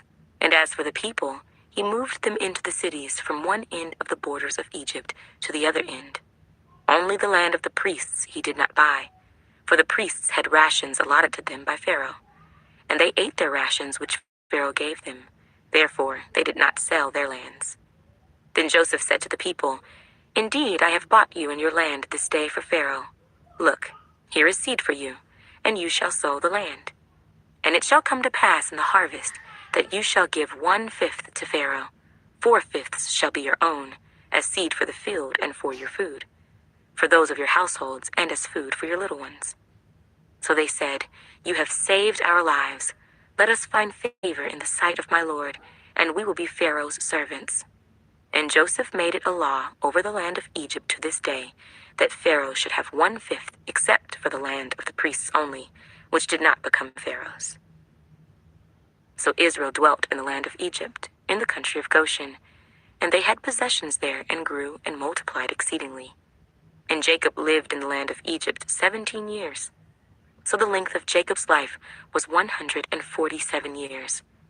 When the time drew near that Israel must die, he called his son Joseph and said to him, "Now if I have found favor in your sight, please put your hand under my thigh and deal kindly and truly with me. Please do not bury me in Egypt, but let me lie with my fathers. You shall carry me out of Egypt and bury me in their burial place." And he said, "I will do as you have said." Then he said, "Swear to me." And he swore to him. So Israel bowed himself on the head of the bed. Genesis chapter 48. Now it came to pass after these things that Joseph was told, "Indeed, your father is sick." And he took with him his 2 sons, Manasseh and Ephraim. And Jacob was told, "Look, your son Joseph is coming to you." And Israel strengthened himself and sat up on the bed. Then Jacob said to Joseph, "God Almighty appeared to me at Luz in the land of Canaan and blessed me, and said to me, 'Behold, I will make you fruitful and multiply you, and I will make of you a multitude of people, and give this land to your descendants after you as an everlasting possession.' And now your 2 sons, Ephraim and Manasseh, who were born to you in the land of Egypt before I came to you in Egypt, are mine. As Reuben and Simeon, they shall be mine. Your offspring, whom you beget after them, shall be yours. They will be called in their inheritance. But as for me, when I came from Padan, Rachel died beside me in the land of Canaan on the way, when there was but a little distance to go to Ephrath, and I buried her there on the way to Ephrath, that is, Bethlehem. Then Israel saw Joseph's sons and said, 'Who are these?' Joseph said to his father, 'They are my sons, whom God has given me in this place.' And he said, 'Please bring them to me, and I will bless them.' Now the eyes of Israel were dim with age, so that he could not see. Then Joseph brought them near him, and he kissed them and embraced them.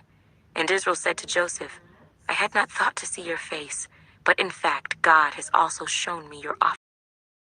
So Joseph brought them from beside his knees, and he bowed down with his face to the earth.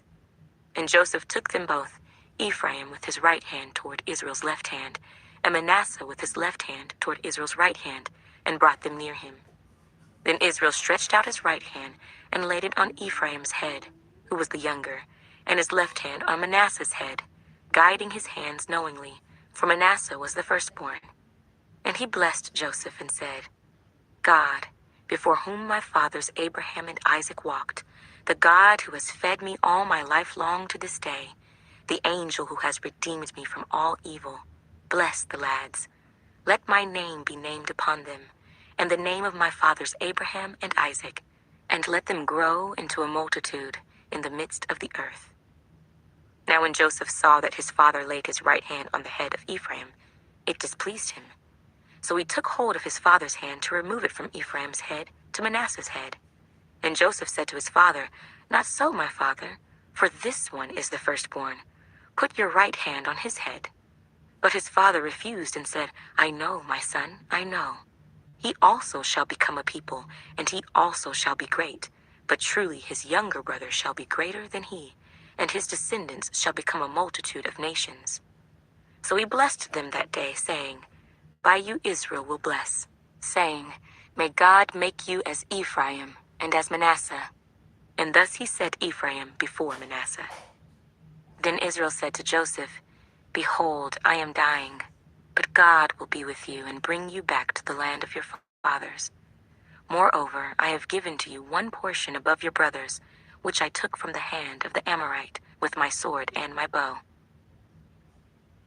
Genesis chapter 49. And Jacob called his sons and said, Gather together, that I may tell you what shall befall you in the last days. Gather together and hear, you sons of Jacob, and listen to Israel your father. Reuben, you are my firstborn, my might in the beginning of my strength, the excellency of dignity and the excellency of power. Unstable as water, you shall not excel, because you went up to your father's bed. Then you defiled it. He went up to my couch. Simeon and Levi are brothers. Instruments of cruelty are in their dwelling place. Let not my soul enter their council. Let not my honor be united to their assembly. For in their anger they slew a man, and in their self-will they hamstrung an ox. Cursed be their anger, for it is fierce, and their wrath, for it is cruel. I will divide them in Jacob and scatter them in Israel. Judah, you are praise. Your hand shall be on the neck of your enemies. Your father's children shall bow down before you. Judah is a lion's whelp. From the prey, my son, you have gone up. He bows down. He lies down as a lion, and as a lion, who shall rouse him? The scepter shall not depart from Judah, nor a lawgiver from between his feet, until Shiloh comes. And to him shall be the obedience of the people. Binding his donkey to the vine, and his donkey's colt to the choice vine, he washed his garment and his clothes in the blood of grapes. His eyes are darker than wine, and his teeth whiter than milk. Zebulun shall dwell by the haven of the sea. He shall become a haven for ships, and his border shall adjoin Sidon.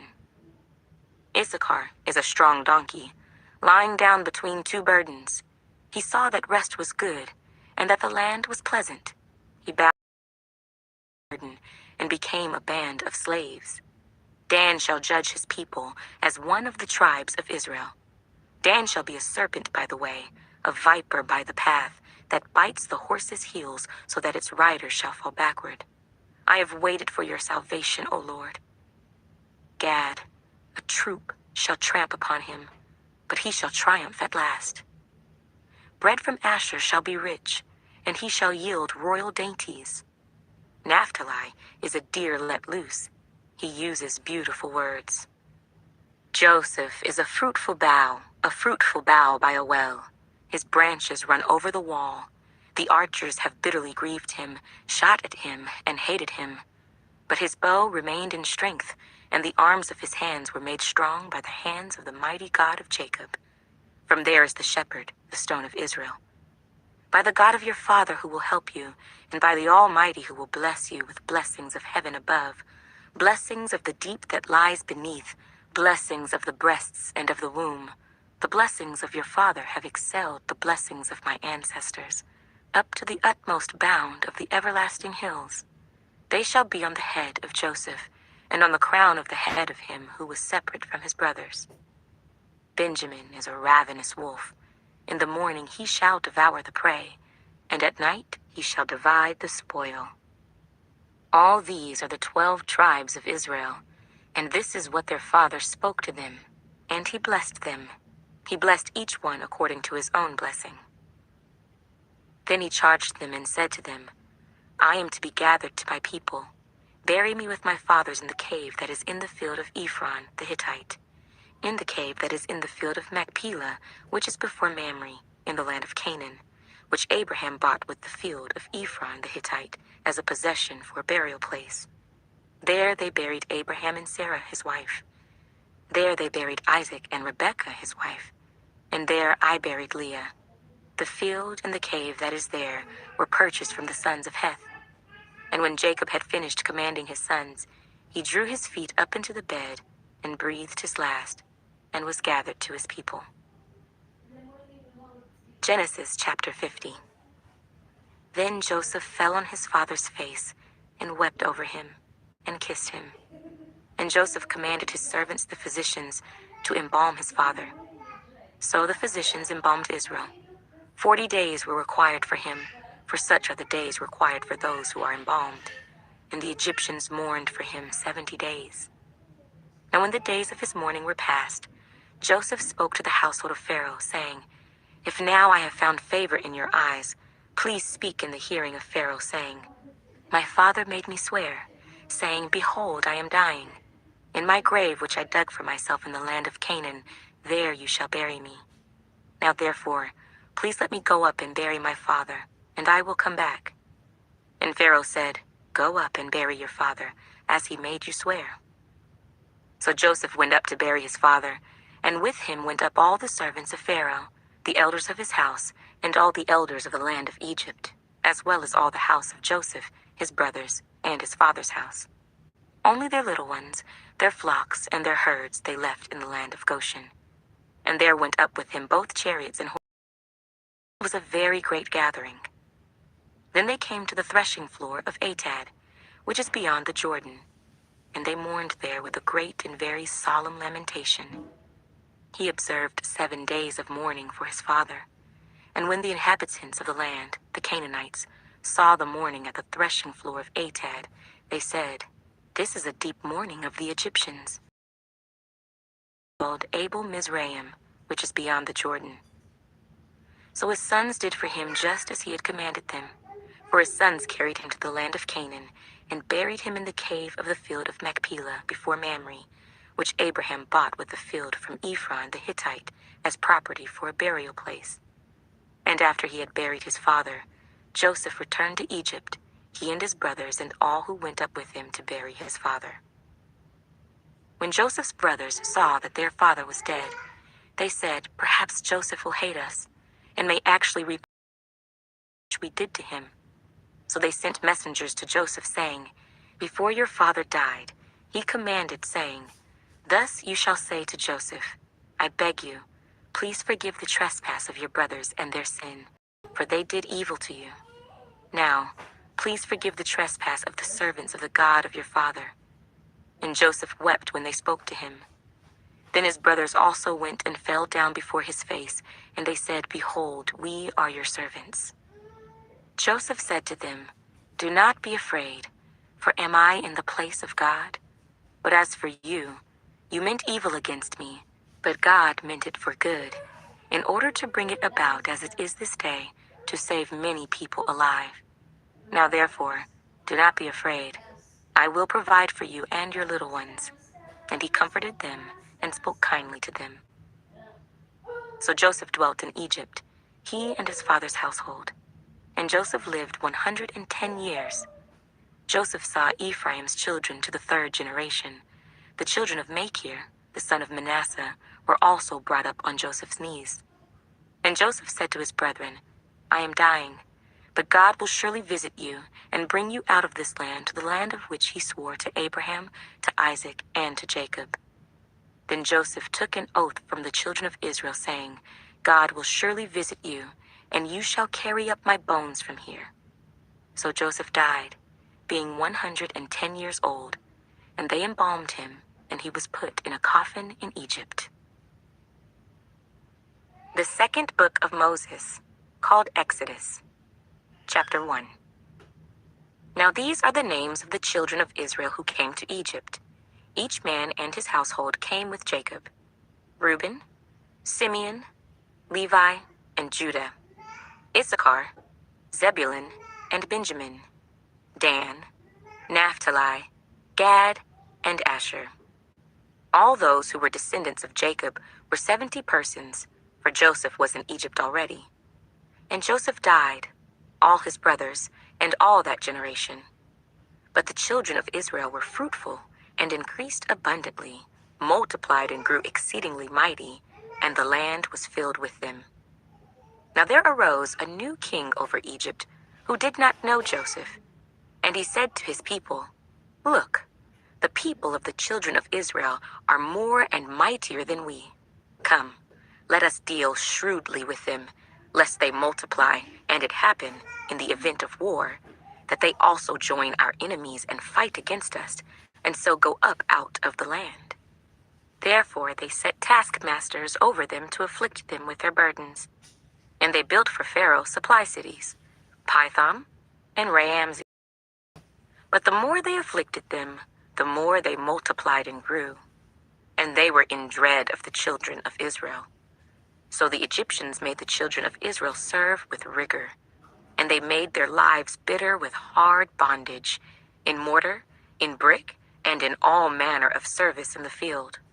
All their service in which they made them serve was with rigor. Then the king of Egypt spoke to the Hebrew midwives, of whom the name of one was Shiphrah, and the name of the other Puah.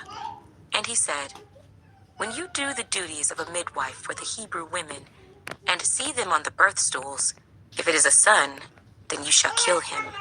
But if it is a But the midwives feared God, and did not do as the king of Egypt commanded them, but saved the male children alive. So the king of Egypt called for the midwives and said to them, Why have you done this thing, and saved the male children alive? And the midwives said to Pharaoh, Because the Hebrew women are not like the Egyptian women, for they are lively and give birth before the midwives come to them. The people multiplied and grew very mighty. And so it was, because the midwives feared God, that he provided households for them. So Pharaoh commanded all his people, saying, Every son who is born you shall cast into the river, and every daughter you shall save alive. Exodus chapter 2. And a man of the house of Levi went and took as wife a daughter of Levi. So the woman conceived and bore a son. And when she saw that he was a beautiful child, she hid him 3 months. But when she could no longer hide him, she took an ark of bulrushes for him, daubed it with asphalt and pitch, put the child in it, and laid it in the reeds by the river's bank. And his sister stood afar off to know what would be done to him. Then the daughter of Pharaoh came down to bathe at the river, and her maidens walked along the riverside. And when she saw the ark among the reeds, she sent her maid to get it. And when she opened it, she saw the child, and behold, the baby wept. So she had compassion on him and said, This is one of the Hebrews' children. Then his sister said to Pharaoh's daughter, Shall I go and call a nurse for you from the Hebrew women, that she may nurse the child for you? And Pharaoh's daughter said to her, Go. So the maiden went and called the child's mother. Then Pharaoh's daughter said to her, Take this child away and nurse him for me, and I will give you your wages. So the woman took the child and nursed him. And the child grew, and she brought him to Pharaoh's daughter, and he became her son. So she called his name Moses, saying, Because I drew him out of the water. Now it came to pass in those days, when Moses was grown, that he went out to his brethren and looked at their burdens. And he saw an Egyptian beating a Hebrew, one of his brethren. So he looked this way and that way, and when he saw no one, he killed the Egyptian and hid him in the sand. And when he went out the second day, behold, 2 Hebrew men were fighting. And he said to the one who did the wrong, Why are you striking your companion? Then he said, Who made you a prince and a judge over us? Do you intend to kill me as you killed the Egyptian? So Moses feared and said, Surely this thing is known. When Pharaoh heard of this matter, he sought to kill Moses. But Moses fled from the face of Pharaoh and dwelt in the land. And he sat down by a well. Now the priest of Midian had 7 daughters. And they came and drew water, and they filled the troughs to water their father's flock. Then the shepherds came and drove them away. But Moses stood up and helped them, and watered their flock. When he came to rule their father, he said, How is it that you have come so soon today? And they said, An Egyptian delivered us from the hand of the shepherds, and he also drew enough water for us and watered the flock. So he said to his daughters, "And where is he? Why is it that you have left the man? Call him, that he may eat bread." Then Moses was content to live with the man, and he gave Zipporah his daughter to Moses, him a son. He called his name Gershom, for he said, "I have been a stranger in a foreign land." Now it happened in the process of time that the king of Egypt died. Then the children of Israel groaned because of the bondage, and they cried out, and their cry came up to God because of the bondage. So God heard their groaning, and God remembered his covenant with Abraham, with Isaac, and with Jacob. And God looked upon the children of Israel, and God acknowledged them. Exodus chapter 3. Now Moses was tending the flock of Jethro, his father-in-law, the priest of Midian. And he led the flock to the back of the desert, and came to Horeb, the mountain of God. And the angel of the Lord appeared to him in a flame of fire from the midst of a bush. So he looked, and behold, the bush was burning with fire, but the bush was not consumed. Then Moses said, "I will now turn aside and see this great sight, why the bush does not burn." So when the Lord saw that he turned aside to look, God called to him from the midst of the bush and said, "Moses, Moses." And he said, "Here I am." Then he said, "Do not draw near this place. Take your sandals off your feet, for the place where you stand is holy ground." Moreover, he said, "I am the God of your father, the God of Abraham, the God of Isaac, and the God of Jacob."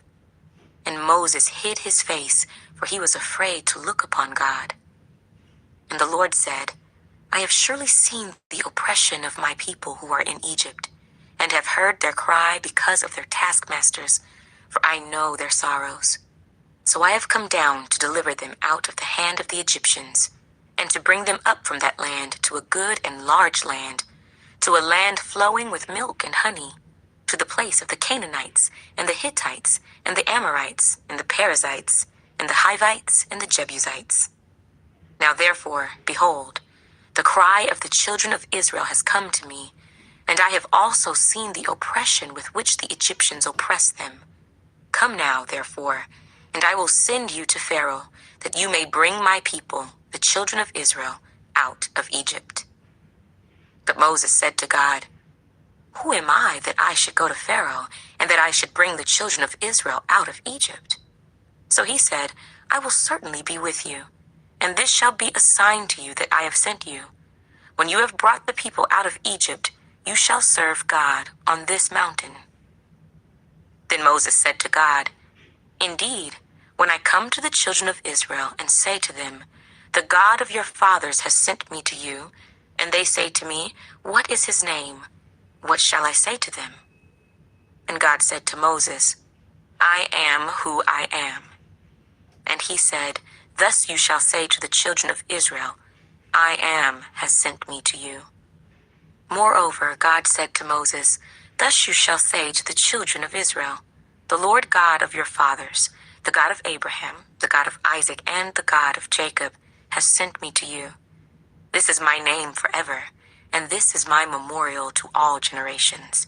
Go and gather Israel together, and say to them, 'The Lord God of your fathers, the God of Abraham, of Isaac, and of Jacob, appeared to me, saying, I have surely visited you, and seen what is done to you in Egypt.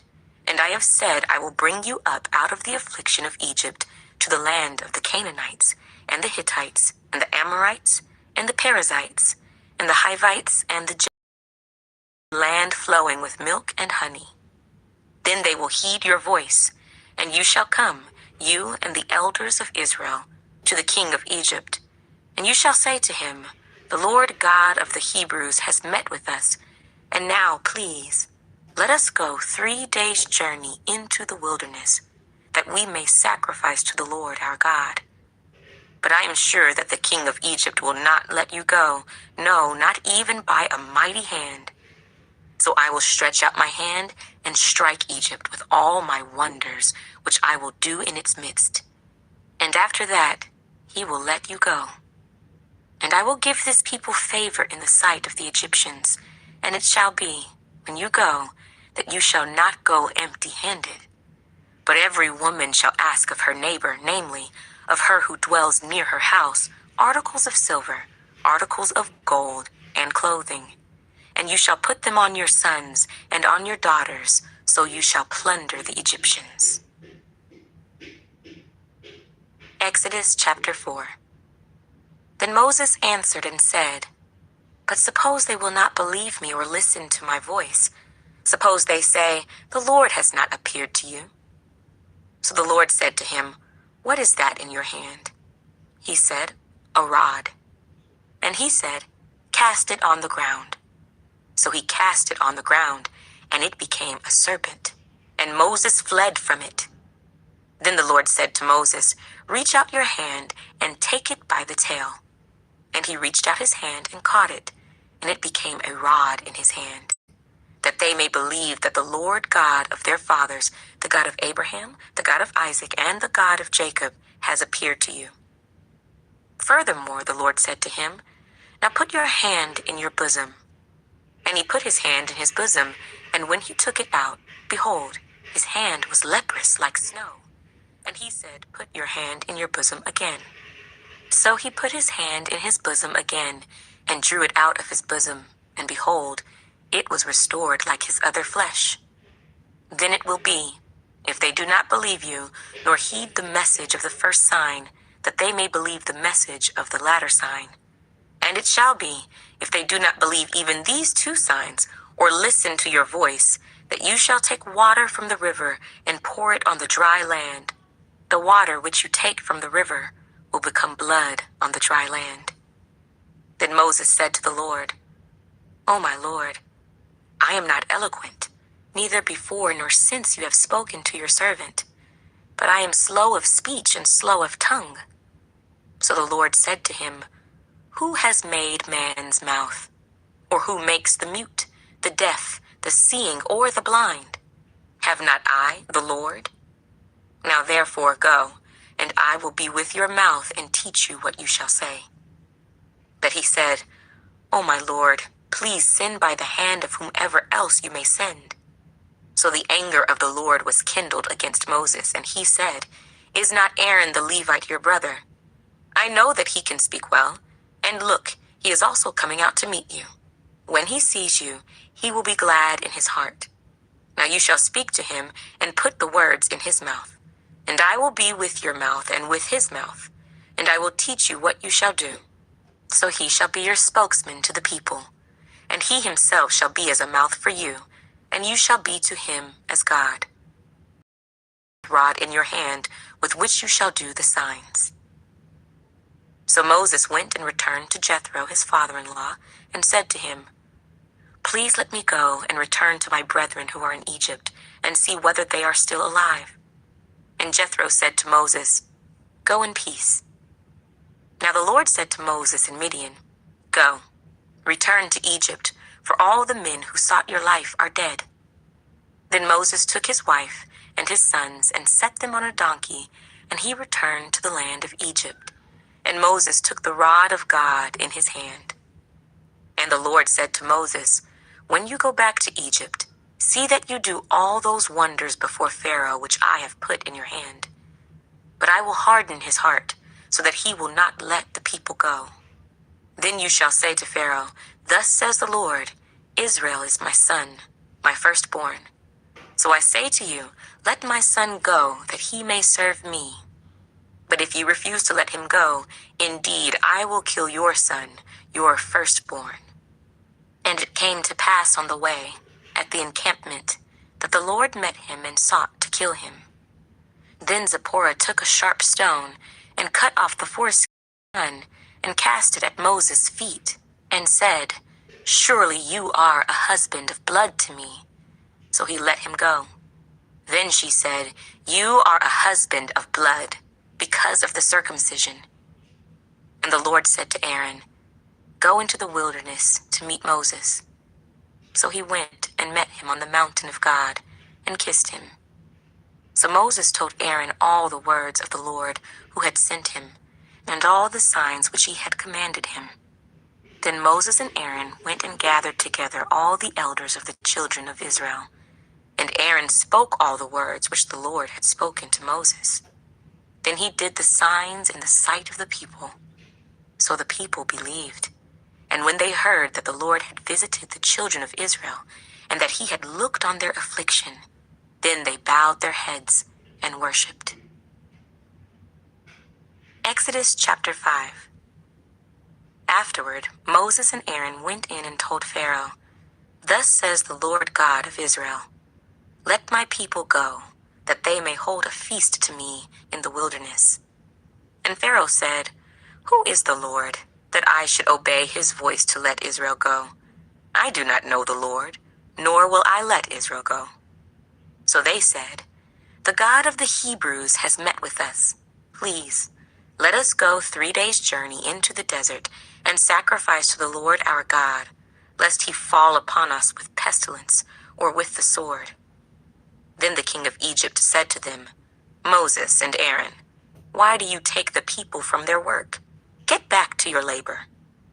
And Pharaoh said, "Look, the people of the land are many now, and you make them rest from their labor."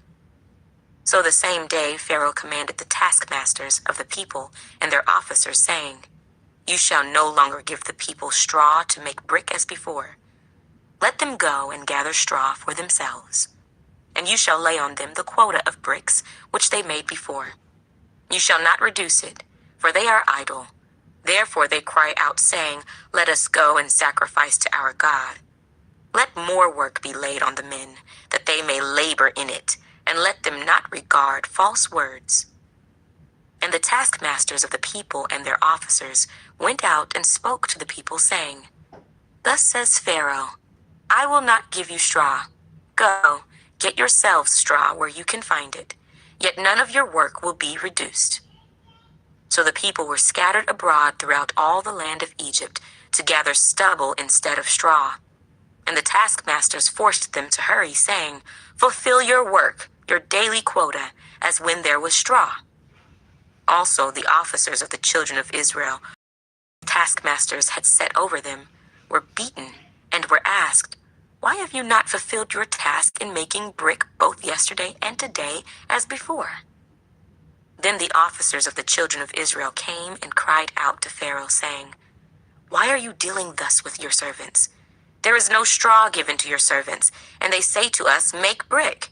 And indeed your servants are beaten, but the fault is in your own people." But he said, "You are idle, idle. Therefore you say, 'Let us go and sacrifice to the Lord.' Therefore go now and work, for no straw shall be given you, yet you shall deliver the quota of bricks." And the officers of the children of Israel saw that they were in trouble after it was said, "You shall not." Then, as they came out from Pharaoh, they met Moses and Aaron, who stood there to meet them. And they said to them, "Let the Lord look on you and judge, because you have made us abhorrent in the sight of Pharaoh and in the sight of his servants, to put a sword in their hand to kill us." So Moses returned to the Lord and said, "Lord, why have you brought trouble on this people? Why is it you have sent me? For since I came to Pharaoh to speak in your name, he has done evil to this people. Neither have you delivered your people at all." Exodus chapter 6. Then the Lord said to Moses, "Now you shall see what I will do to Pharaoh. For with a strong hand he will let them go, and with a strong hand he will drive them out of his land." And God spoke to Moses and said to him, "I am the Lord. I appeared to Abraham, to Isaac, and to Jacob, as God Almighty, but by my name, Lord, I was not known to them. I have also established my covenant with them, to give them the land of Canaan, the land of their pilgrimage, in which they were strangers. And I have also heard the groaning of the children of Israel, whom the Egyptians keep in bondage, and I have remembered my covenant. Therefore say to the children of Israel, I am the Lord. I will bring you out from under the burdens of the Egyptians. I will rescue you from their bondage, and I will redeem you with an outstretched arm and with great judgments. I will take you as my people, and I will be your God. Then you shall know that I am the Lord your God, who brings you out from under the burdens of the Egyptians. And I will bring you into the land which I swore to give to Abraham, Isaac, and Jacob, and I will give it to you as a heritage. I am the Lord. So Moses spoke thus to the children of Israel, but they did not heed Moses because of anguish of spirit and cruel bondage. And the Lord spoke to Moses, saying, Go in, tell Pharaoh king of Egypt to let the children of Israel go out of his land. And Moses spoke before the Lord, saying, The children of Israel have not heeded me. How then shall Pharaoh heed me? For I am of uncircumcised lips. Then the Lord spoke to Moses and Aaron, and gave them a command for the children of Israel and for Pharaoh king of Egypt, to bring the children of Israel out of the land of Egypt. These are the heads of their fathers' houses. The sons of Reuben, the firstborn of Israel, were Hanok, Palu, Hezron, and Carmi. These are the families of Reuben. And the sons of Simeon were Jemuel, Jamin, Ohad, Jachin, Zohar, and Shaul, the son of a Canaanite woman. These are the families of Simeon. These are the names of the sons of Levi according to their generations: Gershon, Kohath, and Merari. And the years of the life of Levi were 137. The sons of Gershon were Libni and Shimei, according to their families. And the sons of Kohath were Amram, Izhar, Hebron, and Uzziel. And the years of the life of Kohath were 133. The sons of Merari were Mahli and Mushi. These are the families of Levi, according to their generations.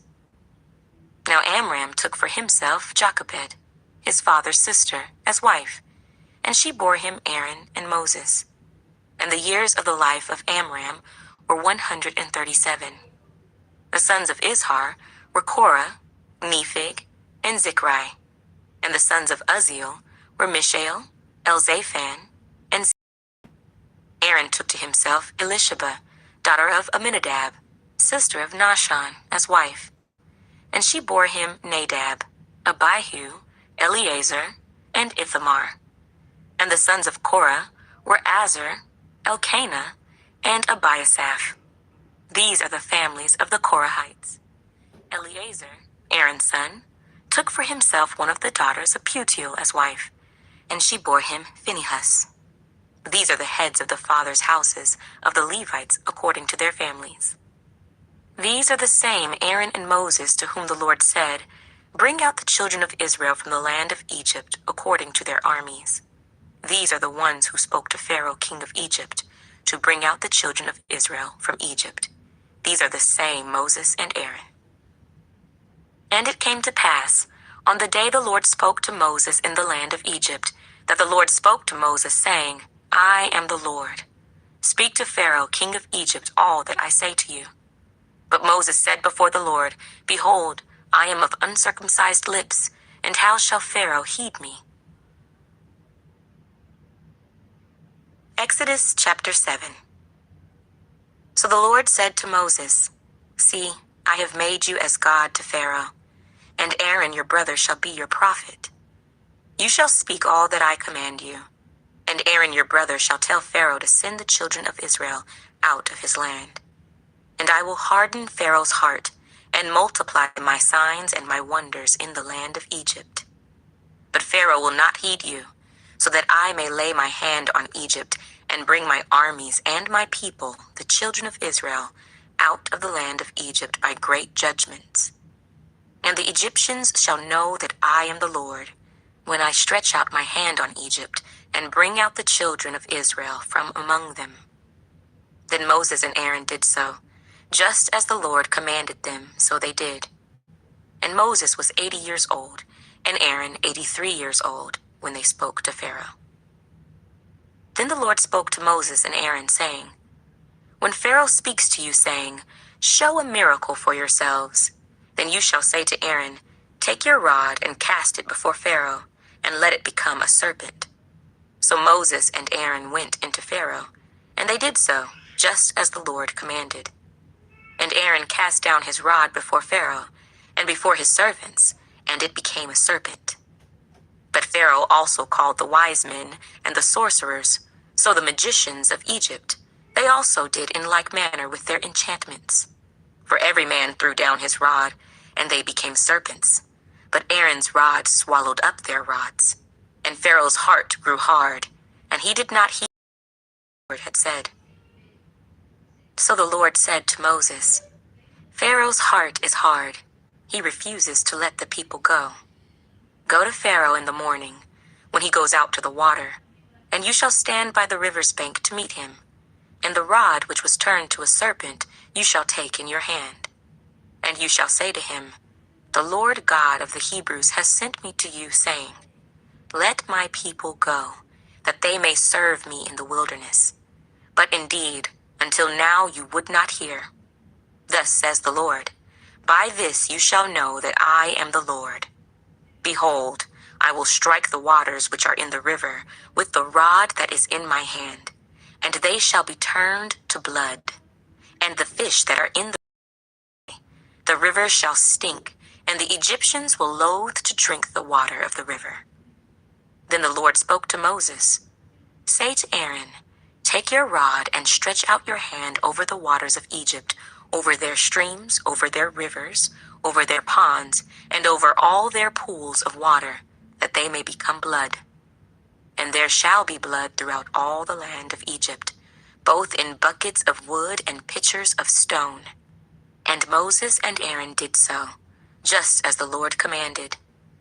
So he lifted up the rod and struck the waters that were in the river, in the sight of Pharaoh and in the sight of his servants.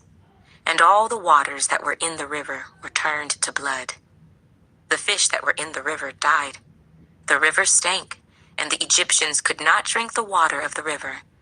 So there was blood throughout all the land of Egypt. Then the magicians of Egypt did so with their enchantments, and Pharaoh's heart grew hard, and he did not heed them, as the Lord had said. And Pharaoh turned and went into his house, neither was his heart moved by this. So all the Egyptians dug all around the river for water to drink, because they could not drink the water of the river. And 7 days passed after the Lord had struck the river. Exodus chapter 8. And the Lord spoke to Moses, Go to Pharaoh and say to him, Thus says the Lord, Let my people go, that they may serve me. But if you refuse to let them go, behold, I will smite all your territory with frogs. So the river shall bring forth frogs abundantly, which shall go up and come into your house, into your bedroom, on your bed, into the houses of your servants, on your people, into your ovens, and into your kneading bowls. And the frogs shall come up on you, on your people, and on all your servants. Then the Lord spoke to Moses, Say to Aaron, Stretch out your hand with your rod over the streams, over the rivers, and over the ponds, and cause frogs to come up on the land of Egypt. So Aaron stretched out his hand over the waters of Egypt, and the frogs came up and covered the land of Egypt. And the magicians did so with their enchantments, and brought up frogs on the land of Egypt. Then Pharaoh called for Moses and Aaron and said, Entreat the Lord that he may take away the frogs from me and from my people, and I will let the people go, that they may sacrifice to the Lord. And Moses said to Pharaoh, Accept the honor of saying when I shall intercede for you, for your servants, and for your people, to destroy the frogs from you and your houses, that they may remain in the river only. And he said, Let it be according to your word, that you may know that there is no one like the Lord our God. And the frogs shall depart from you, from your houses, from your servants, and from your people. They shall remain only. Then Moses and Aaron went out from Pharaoh. And Moses cried out to the Lord concerning the frogs which he had brought against Pharaoh. So the Lord did according to the word of Moses. And the frogs died out of the houses, yards, and out of the fields. They gathered them together in heaps, and the land stank. But when Pharaoh saw that there was relief, he hardened his heart and did not heed them as the Lord had said. So the Lord said to Moses, "Say to Aaron, stretch out your rod and strike the dust of the land, so that it may become lice throughout all the land of Egypt." For Aaron stretched out his hand with his rod and struck the dust of the earth, and it became lice on man and beast. All the dust of the land became lice throughout all the land of Egypt. Now the magicians so worked with their enchantments to bring forth lice, but they could not. So there were lice on man and beast. Then the magician said to Pharaoh, "This is the finger of God." Pharaoh's heart grew hard, and he did not heed them, just as the Lord had said. And the Lord said to Moses, "Rise early in the morning and stand before Pharaoh as he comes out to the water. Then say to him, 'Thus says the Lord, let my people go, that they may serve me. Or else if you will not let my people go, behold, I will send swarms of flies on you and your servants, on your people, and into your houses.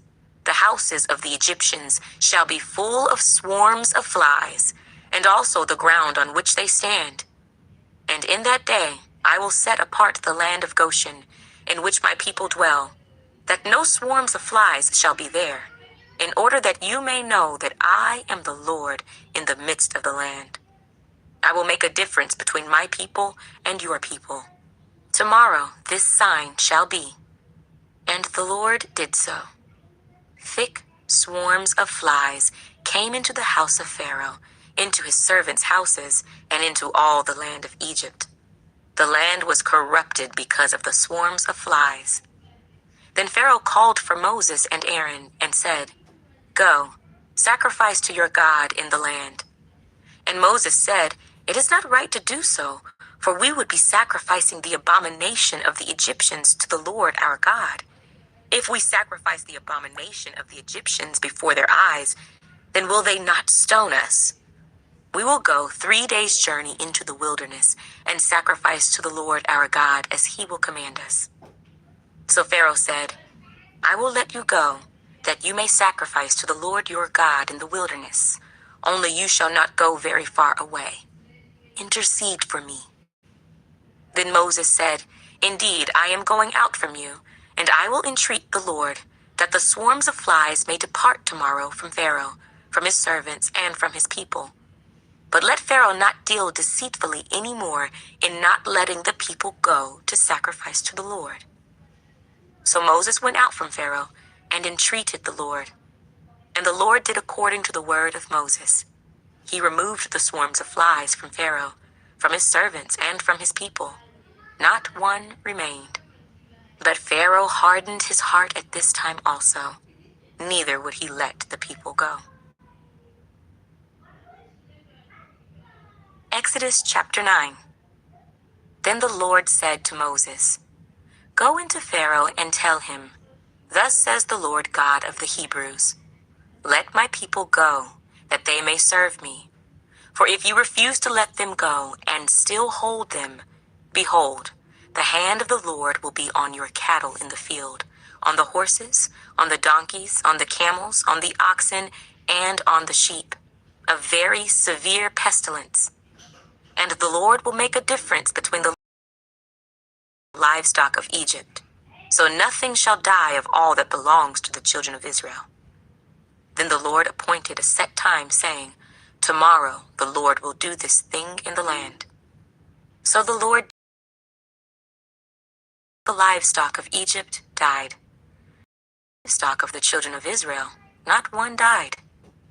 Then Pharaoh sent, and indeed not even one of the livestock of the Israelites was dead. But the heart of Pharaoh became hard, and he did not let the people go.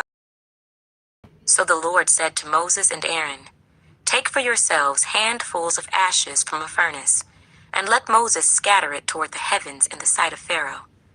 And it will become fine dust in all the land of Egypt, and it will cause and sores on man and beast throughout all the land of Egypt.' Then they took ashes from the furnace and stood before Pharaoh, and Moses scattered them toward heaven. and they caused boils that break out in sores on man and beast. And the magicians could not stand before Moses because of the boils, for the boils were on the magicians and on all the Egyptians. Of Pharaoh, and he did not heed them, just as the Lord had spoken to Moses. Then the Lord said to Moses, "Rise early in the morning and stand before Pharaoh and say to him, 'Thus says the Lord God of the Hebrews, let my people go, that they may serve me. For at this time I will send all my plagues to your very heart, and on your servants and on your people, that you may know that there is none like me in all the earth. Now if I had stretched out my hand and struck you and your people with pestilence, then you would have been cut off from the earth. But indeed for this purpose I have raised you up, that I may show my power in you, and that my name may be declared in all the earth. As yet you exalt yourself against my people, in that you will not let them go. Behold, tomorrow about this time I will cause very heavy hail to rain down, such as has not been in Egypt since its founding until now. Therefore, send now and gather your livestock and all that you have in the field, for the hail shall come down on every man and every animal which is found in the field and is not brought home, and they shall die." He who feared the word of the Lord among the servants of Pharaoh made his servants and his livestock flee to the houses. But he who did not regard the word of the Lord left his servants and his livestock in the field.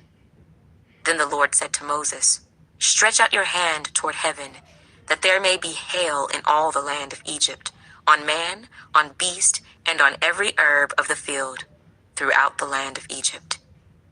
And Moses stretched out his rod toward heaven, and the Lord sent thunder and hail, and fire darted to the ground.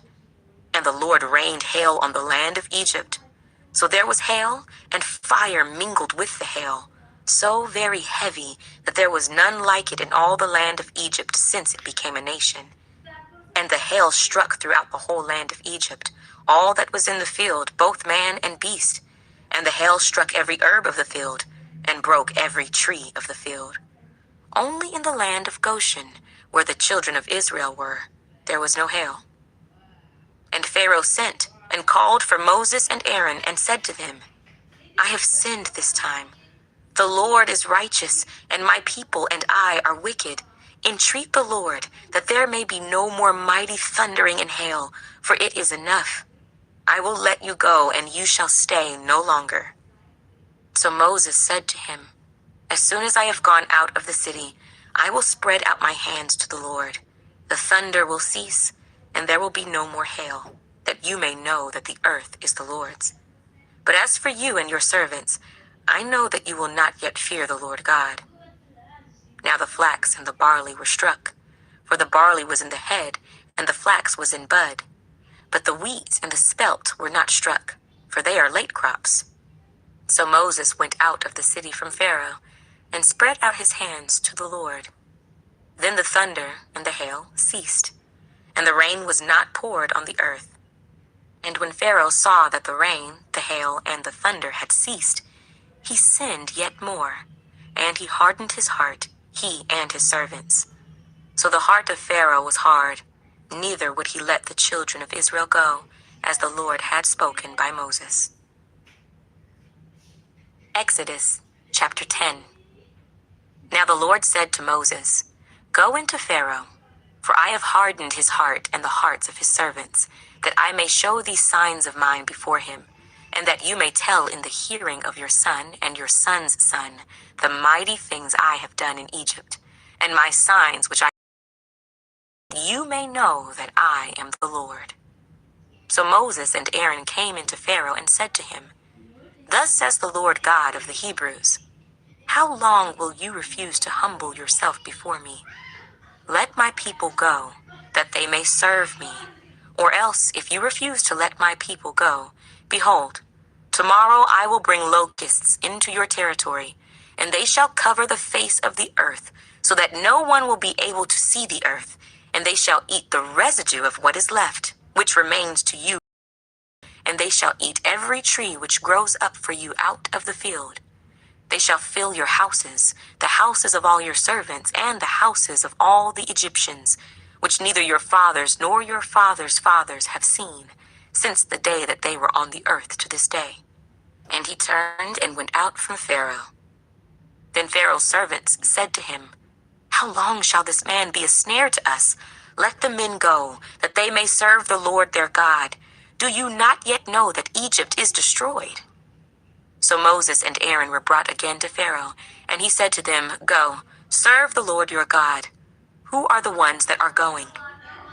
And Moses said, We will go with our young and our old, with our sons and our daughters, with our flocks and our herds we will go, for we must hold a feast to the Lord. Then he said to them, The Lord had better be with you when I let you and your little ones go. Beware, for evil is ahead of you. Not so. Go now, you who are men, and serve the Lord, for that is what you desired. And they were driven out from Pharaoh's presence.